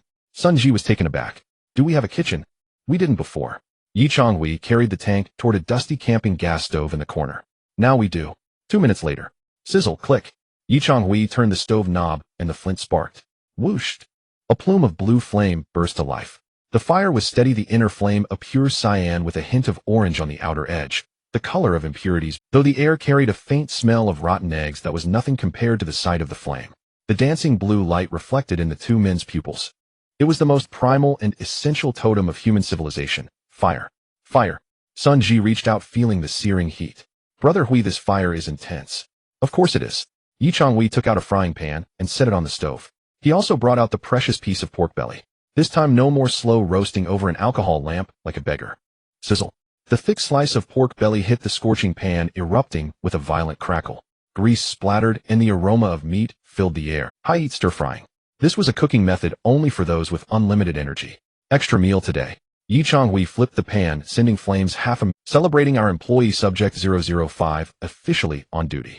In the spray paint booth, Subject 005 wore the blue Elizabethan collar, slumped against the wall with a look of utter despair.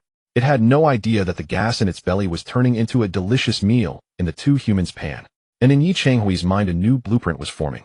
Energy unlocked, biomethane, current application, thermal cooking, next phase application, pneumatic launch technology, gas, turbine prerequisite technology, pending issue, Raptor battle vehicle's lack of explosive power. Watching the blue flame, a smile curled at the corner of Yi Changhui's mouth. We've got gas, and we've got electricity. Next up, it's time to install a real cannon on our battle vehicle. Sizzle. Scalding lard leaped within the pan, bursting into a cascade of merry crackles. In the desolate, corpse-reeking silence of the apocalypse, this sound was nothing less than the most exquisite symphony. Yi Changhui expertly flipped the wok. The very iron pan head once used to hammer screws seemed alive in his hands. Thin slices of pork belly tumbled within, their edges curling into tempting golden brown crisps. Garlic. Where's the garlic? Yi Changhui bellowed, as if commanding a battle. Almost peeled. Sun Ji crouched nearby, his fingers swiftly stripping a few shriveled cloves. These were ancient garlic cloves dug out from a dusty office drawer, sprouted but still pungent. Here, garlic's here. Smack. In went the garlic. Boom. That distinct garlicky aroma blended with the charred oil fragrance instantly unleashed by the searing heat. A blue flame licked the bottom of the pan. This fire came from the next room. A zombie whose belly was crammed with rotting flesh and poison gas. Yet that didn't diminish its clean high-temperature burn. Off the heat. Yi Changhui turned off the stove. No plates. He carried the entire pan onto the grease-stained office desk. Neither bothered by the heat. They didn't even wash their chopsticks properly, just grabbed the meat with their hands. SSS. Huh. A piece of scalding pork belly entered his mouth. Sun Ji closed his eyes, 2 streams of clear tears trickling down his dust-caked cheeks. Brother Hui. Sun Ji chewed, his voice choked. I feel alive again. Seriously, just a while ago on the road, I saw my great-grandma, but this chunk of meat pulled me back. That burst of greasy satisfaction in the mouth, that solid sense of protein instantly soothed the anxiety deep within his nerves. Slow down, don't choke. Yi Changhui urged slowly, but his own hand moved no slower than Sun Ji's. We've still got over 200 gene of this meal. He too picked up a piece of meat, gazing at the translucent fat, his heart brimming with myriad emotions. Just a day ago, they were teetering on the brink of life and death, fretting over how to haul back a biochemical bomb. Now they sat in a room protected by walls, cooled by a barely spinning fan, eating braised pork. This was the power of industry. This was the thrill of mastering energy. Burp. 10 minutes later, even a trace of oil at the bottom of the pan had been wiped clean by 𝓃 using a piece of bread whose moldy parts had been cut off. The two slumped in their chairs, entering a brief state of food coma. Brother Hui. 𝓃 rubbed his round belly, gazing out at the pitch-black night beyond the window. Aren't we invincible now? We've got electricity, gas, meat walls. We could just hole up here till we die. Hole up till we die. Yi Changhui picked a strand of meat from between his teeth with a cold laugh, shattering 𝓃's illusion. Look downstairs. He pointed out the window at the behemoth parked in the center of the workshop, the Ford Raptor. The Raptor war chariot now lay like a dead giant beast, silently crouching there. It's nothing but scrap metal now. Yi Changhui stood up and walked to the window. The battery is down to 30%. That reverse burst earlier drained it. It's on a slow charge now, at least a day to fill. The high-pressure air tank is empty. Used it all during the intersection breakout. Units 001 and 002. Even after feeding them some meat, their joints are badly worn. After that last run, I saw blood on their soles. They'll probably need 2 days of rest to get back to full power. Yi Changhui turned around and looked at 𝓃. If we run into a horde like yesterday's, or another one of those crawlers, we won't even have the strength to run. A bucket of cold water poured down. 𝓃 snapped awake. Then what do? Keep catching zombies. Catching them is a must. We still need to expand the generator set. Yi Changhui walked over to the burning gas stove, staring at the weak, yet steady blue flame. But relying solely on zombie-pushed carts has a low ceiling. 5 kilometers per hour. That speed can't even outrun an old lady. In the apocalypse, speed is life. Yi Changhui turned off the gas stove. The flame died, and the faint smell of hydrogen sulfide drifted out again. We need explosive power. We need instant acceleration like that gas tank burst. His gaze fell on the red biogas tank in the corner, already pressurized to 2.0 MPa. Kid, what do you think is inside this tank? Farts. 𝓃 hazarded. It's a bomb. Yi Changhui corrected. Also fuel. The earlier gas tank burst used compressed air. That's physical energy. At best, it's just thrust. But this stuff? Yi Changhui patted the biogas tank. This is chemical energy. If ignited, its power is dozens of times that of air. You mean? 𝓃's eyes widened. Pump this gas into the Raptor's tank, then light it. Exactly. In Yi Changhui's mind, the blueprint of the Raptor Modified Biohybrid Edition resurfaced. The original powertrain was zombie treadmill, primary electric motor, secondary acceleration, compressed air, Jet 1 escape. Now the third item, compressed air, was depleted. With units 001 and 002 down, it was hard to use the compressor again to charge the tank using electricity. But they had biogas. We need to remove that empty tank. Yi Changhui's eyes grew fanatical. Modify it into a combustion chamber. Like a rocket. No, like a cannon. Yi Changhui picked up a piece of chalk and sketched a diagram on the table. Pulse jet engines are too complex, we can't build one. But we can make a simple deflagration booster. The principle is simple: inject a certain amount of biogas air mixture into the nozzle, then ignite with a spark plug. Boom. The gas deflagrates and expands, producing a massive reaction force. So this is basically farting a crater, 𝓃 summarized. Crude but accurate. Yi Changhui tossed the chalk aside. As long as we control the intake volume and frequency, we can get a thrust that's fiercer and longer lasting than compressed air. As long as that fatty 005 keeps producing gas, our nitrous boost is infinite. And Yi Changhui's gaze shifted to a pile of scrap iron pipes in the corner. If it can push the vehicle, can it push something else? For instance, launch a solid iron ball. 𝓃 swallowed hard. You mean? A cannon? Yes. A biogas cannon. Yi Changhui straightened up. Though a full meal made him drowsy, his mind was unusually clear. The current Raptor has ample defense, but lacks attack power. Besides ramming, all we can do is have you poke with a spear from the passenger seat. Too inefficient. If we mount a cannon on the roof, one shot can blast a path through blocked cars or zombie hordes. That's what a war chariot should be. Let's work. Yi Changhui was a man of action, ready to start. First, strip that empty high-pressure tank. We need to perform major surgery on it. The two went down to the workshop. The Raptor war chariot stood silently. Yi Changhui crawled underneath and removed the large steel cylinder mounted on the chassis. Originally a reservoir for the pneumatic suspension, the tank had wall thickness of 5 mm and excellent pressure resistance. Cut it open. Yi Changhui picked up an angle grinder. We need to install an intake valve, a spark plug, and a trumpet-shaped nozzle. Wait, Brother Hui. 𝓃 suddenly thought of a problem.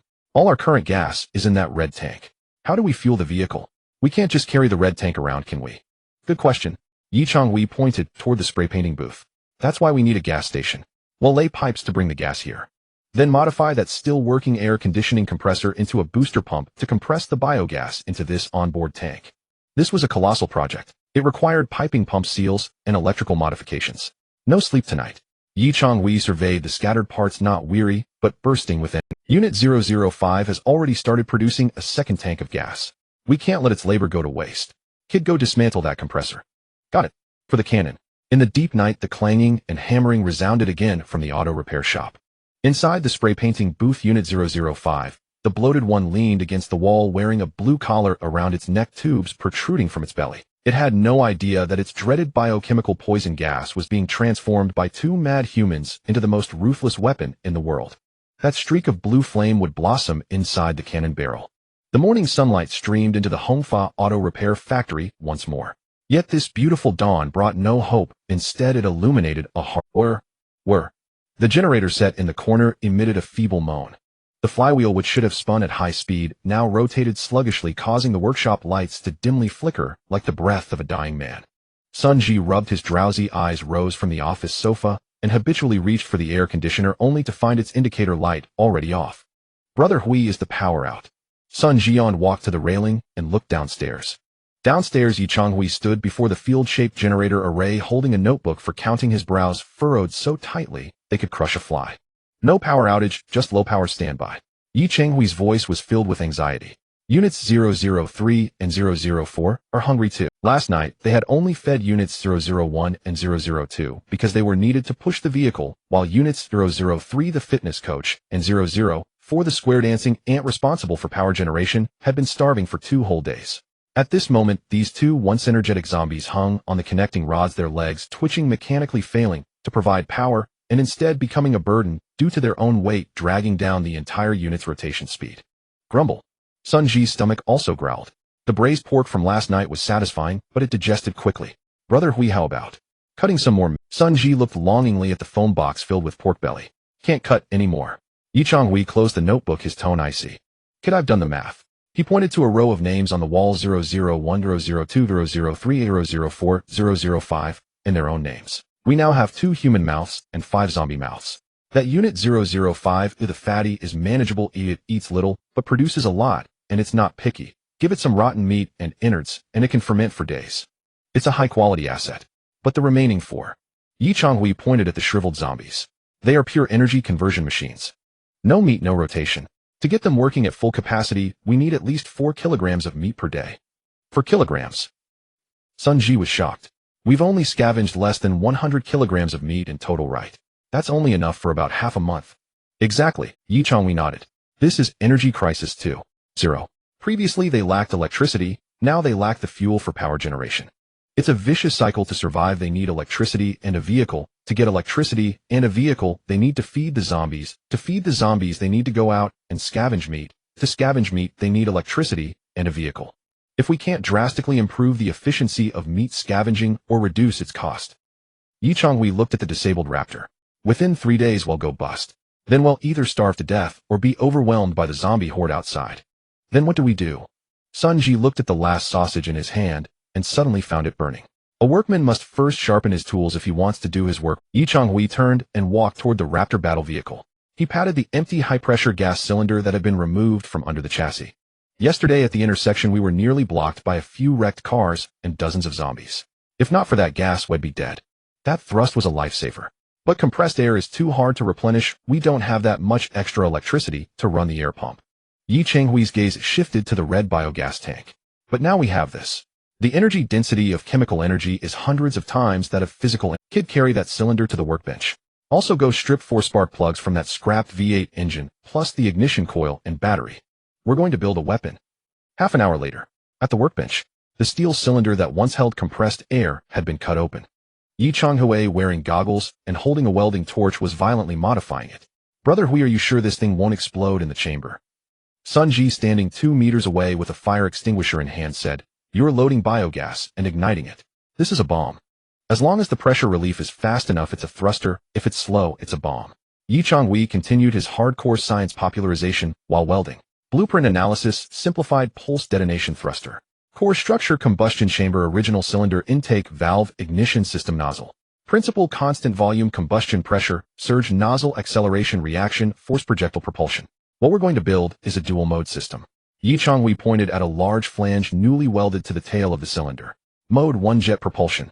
When we need the Raptor to accelerate out of trouble, directly eject high-temperature gas backward using the reaction force to push the vehicle. Just like a rocket. Mode 2 air cannon. If we stuff something into the nozzle, like an iron ball or a bag of steel nails, then it becomes a cannon. Now the biggest challenge is flashback. Yi stopped working his expression serious. Biogas burns very fast. If the flame travels back through the pipe to the storage tank, or even to the spray booth. Sunji imagined the scene Unit 005, the fatty exploding like a hydrogen balloon in the air raining down a storm of feces. Ugh, brother, we don't say that. Fix it quickly. So we need a water seal flashback arrestor. Yi took out a transparent plastic cola bottle, filled it half with water, and inserted 2 tubes. The intake pipe goes below the water surface, the outlet pipe is above. Bubbles emerge, gas passes through, but if the flame returns, it's blocked by the water. This is a lifesaver in the chemical industry. Though crude, the principle was reliable. Next was the ignition system. Yi removed a complete ignition system from the Raptor's scrapped V8 engine. Although the engine block was junk, the circuits were still good. He drilled a hole, screwed a spark plug into the side of the steel cylinder, and connected it to the high-voltage coil. Crack, crack. Pressing the switch, blue-white sparks leaped between the spark plug electrodes.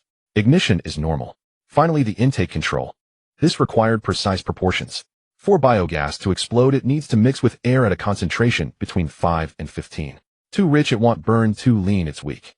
Yi fetched 2 solenoid valves, connected them to the biogas pipe, and air pipe respectively, and attached a small blower. Roughly a 1:10 rate, Yi estimated from experience. A few tries and well, no. 2 hours later, an ugly, weird prototype radiating industrial violence was born. It looked like a large fire extinguisher with a few pipes and wires sticking out of its rear and an open flared nozzle at the front. Give it a try. Yi clamped the device firmly onto the workbench with a vise. The nozzle was aimed at a scrap metal filing cabinet 2 meters away. This is just a thrust test, no projectile yet. Yi connected the red biogas tank and power. Kid, stand back. Cover your ears. Sunji had already retreated behind the rolling door, only his eyes visible. Yi took a deep breath, his palms sweating. In the old days of car repair, such an illegal operation would definitely get his license revoked. But in the apocalypse, this was research. Step 1, inject. He pressed the intake switch. The blower hummed, forcing air into the steel cylinder. At the same time, the biogas valve opened, mixing in the smell of rotten egg. Count 3 seconds in your mind. 1, 2, 3. He closed the valves. Now the cylinder was filled with a combustible mixture. Count 3 seconds in your mind. 1, 2, 3. He closed the valves. Now the cylinder was... He pressed the button. Boom. A deafening roar like a thunderbolt from a clear sky. Even with ear protectors, Yi felt a sharp sting in it. A blue-purple tongue of flame, a meter long, instantly shot from the nozzle of the steel cylinder. The massive recoil shook the cylinder clamped in the vise violently, causing the several hundred-ton heavy workbench to jump backward, screeching and leaving a scratch on the floor. The metal filing cabinet 2 meters away, though not hit by any projectile, was dented by the violent air blast.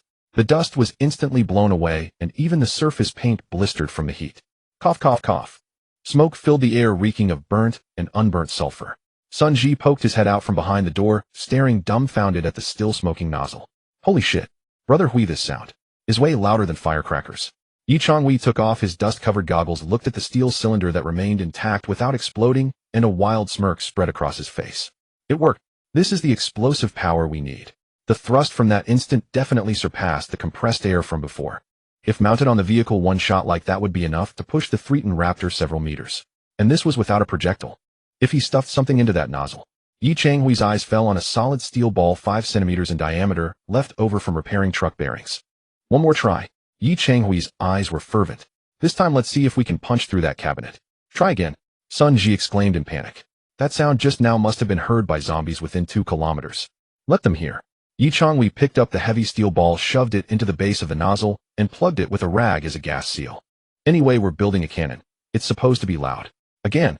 Inject gas. 3 seconds. Mix. Ignition. Bang. This time the sound was no longer a hollow bang, but a clearer, sharper metallic clang. A flash of light. The trajectory of the steel ball was completely invisible. They only heard a loud clang from the metal filing cabinet, which was sent flying backward and crashed into the wall.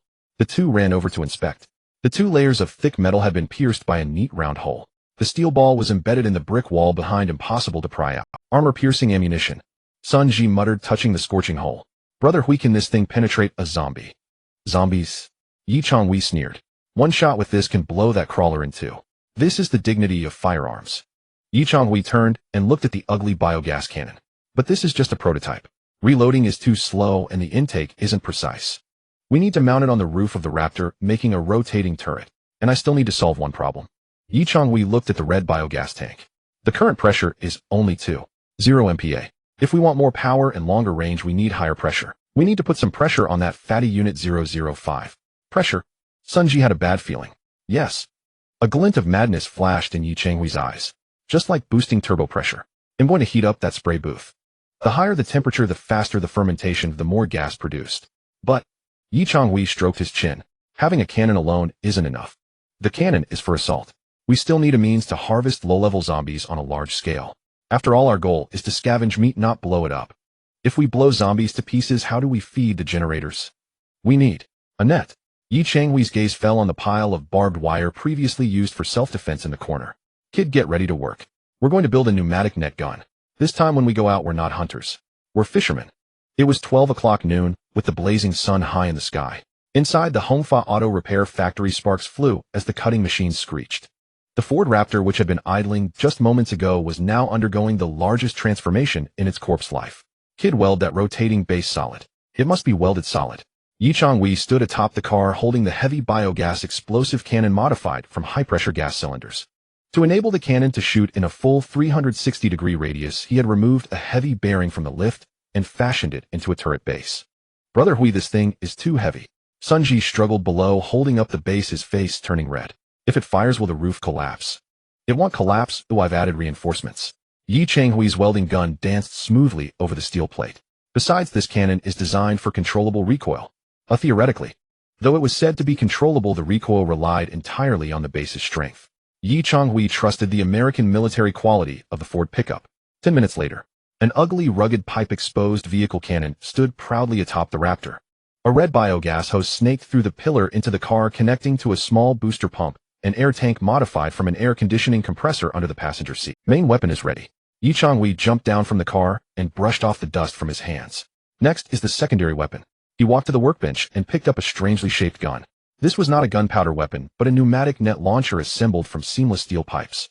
Blueprint analysis: pneumatic net launcher, power source, modified high-pressure cylinder from a fire extinguisher, pre-charged ammunition, high-strength nylon rope, net, 4 steel weights, large nuts, principal high-pressure gas, propels 4 weights to fly out radially, deploying the net and ensnaring the target. This thing is used to catch live targets. Yi Changhui stuffed a fist-sized net pouch into the barrel of the gun. Once it hits, as long as it ensnares, the inertia of the weights will wrap the zombie up like a dumpling. The more they struggle, the tighter they get. Isn't this the one used by riot police? Sun Ji picked it up and gestured, but this barrel is too thick. Riot police use it to catch people, we use it to catch monsters. Yi Changhui sneered. The net I use is made of steel wire mixed with nylon. Unless it's Wolverine, it won't be able to rip it apart. Alright, prepare. Yi Changhui glanced at the truck bed. Units 001 and 002 had rested overnight and had a good meal. Although not back to peak condition, pushing a car was no problem. The biogas cannon on the roof was pre-charged with a tank of mixed gas ready to fire at any moment. The passenger seat held 3 net launchers and a dozen spare net rounds. Let's go. Yi Changhui put on welding goggles to act as sunglasses, hiding the bloodshot in his eyes. That loud noise last night probably woke up all the neighbors nearby. Perfect, we won't have to search the streets, they'll come to us. The gate opened once more. This time they were greeted not by empty streets. Roar. Just as Yi Changhui had predicted, the loud bang from testing the biogas cannon last night was akin to tossing a firecracker into a crowd of zombies. At that moment, the street in front of the auto repair factory had gathered at least 30 to 40 zombies. They had been aimlessly searching for the sound, but rushed over as soon as the gate opened like sharks sensing blood. So many. Sun Ji stared at the mass of heads, his hand holding the net launcher trembling. Brother Hui, we don't need to fish anymore. This is direct net cap. Don't panic. Yi Changhui sat in the driver's seat, his foot on the bait accelerator. Don't rush to fire. The ammo is precious and the biogas is limited. Save it for the tough ones. He pointed to the frontmost zombies. See that one in the delivery outfit? Long legs, a good specimen. And that one in the security uniform, strong, suitable for heavy work. Yi Changhui was like someone picking crabs in a seafood market. Our current generator has only 4 pits, but I want to expand it to 8. So we need to catch at least 4 today. Kid opened the window and cast the net. The Raptor didn't charge into the horde, but maintained a walking speed of 5 km/h, circling the edge of the zombie swarm. This was an extremely arrogant tactic. The zombies chased after the vehicle, but the speed was just right to keep them on their toes. Sun Ji took a deep breath, raised the net launcher, and aimed at the delivery zombie pointed out by 𝂃. Distance 5 meters. Here we go. Puffed. A muffled release of gas. 4 heavy steel nuts flew out in an X shape with a black steel wire net. In the air, the net instantly expanded like a large mouth, accurately enveloping the delivery zombie. Thud.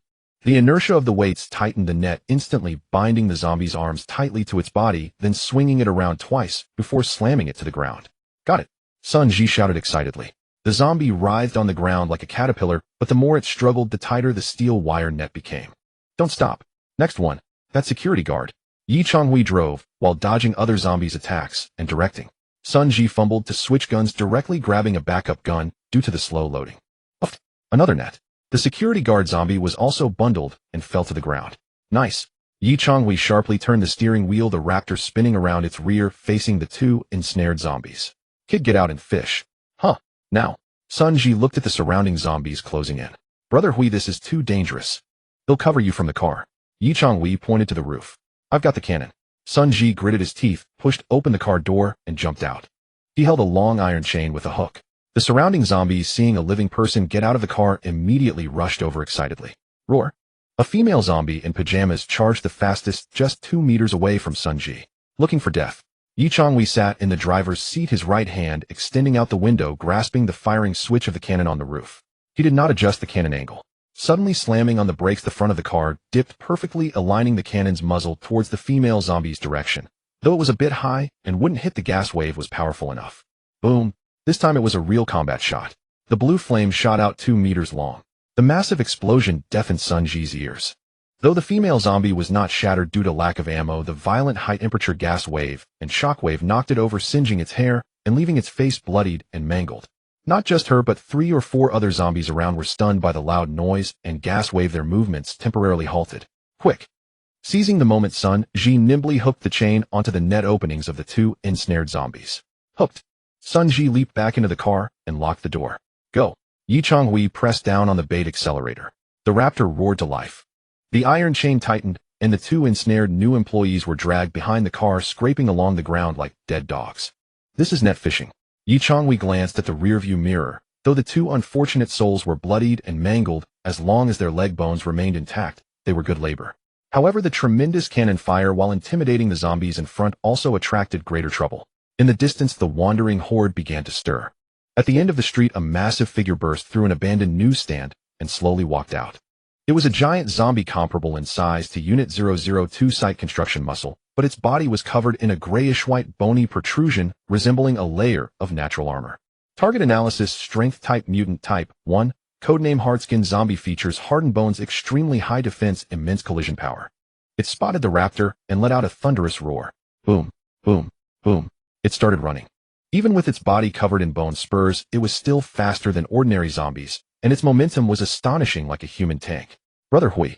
That big guy. Sun-Ji pointed ahead. It's charging at us. This thing can't be netted. 𝂃 instantly recognized the futility of the net launcher against such a creature. The net would get caught on its bone spurs or be torn apart. Moreover, it blocked the only way home. If it collided, although the raptor's front collision beam was sturdy, the zombie power system of this vehicle couldn't withstand such a hard stop. Units 001 and 002 inside might have their legs broken. Then let's test the new weapon. 𝂃's gaze turned cold. Kid, give me the shell. Sun-Ji fished out a solid steel ball that had long been prepared from beneath. 𝂃 opened the loading port left on the sunroof, and Sun-Ji stood up to shove the steel ball into the still smoking cannon barrel, then tightly packed the ceiling. Loading complete. At this moment, the hardskin zombie was only 50 meters away from the front of the car.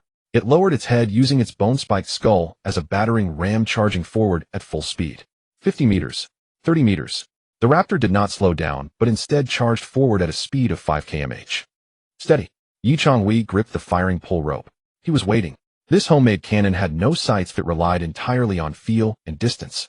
The closer it got, the higher the hit rate and the greater the power. 20 meters. 10 meters. He could even see the maggots on the creature's face and the rotten flesh in the gaps of the bone spurs. Die.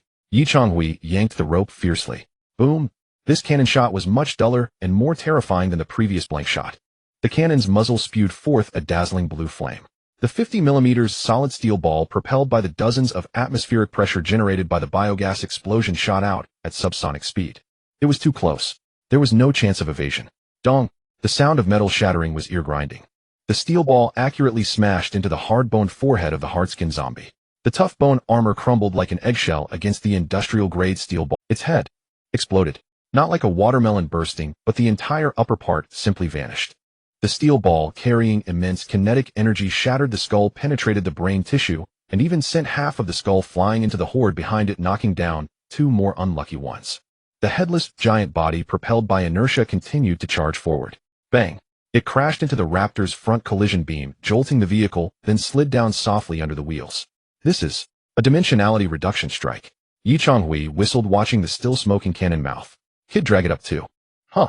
Without a head, can it still work? Sun Ji was dumbfounded. It can't work, but it can be used as a part. Hui said coldly that entire skeleton ground into powder is the best calcium supplement. And its skin, tougher than tire skin, is perfect for adding armor to your passenger door. In my factory, even a corpse must be squeezed for its last bit of value. The Raptor slowly backed up, and Sun Ji jumped down to hang the headless corpse onto the tow chain. Under the setting sun, an odd battle vehicle with a smoking homemade cannon on its roof, and dragging a string of prey, 2 live ones and 1 dead, rumbled back to the Hongfa auto repair factory under the watchful gaze of the zombie horde. This was the first big order for the Wasteland military factory. They returned loaded.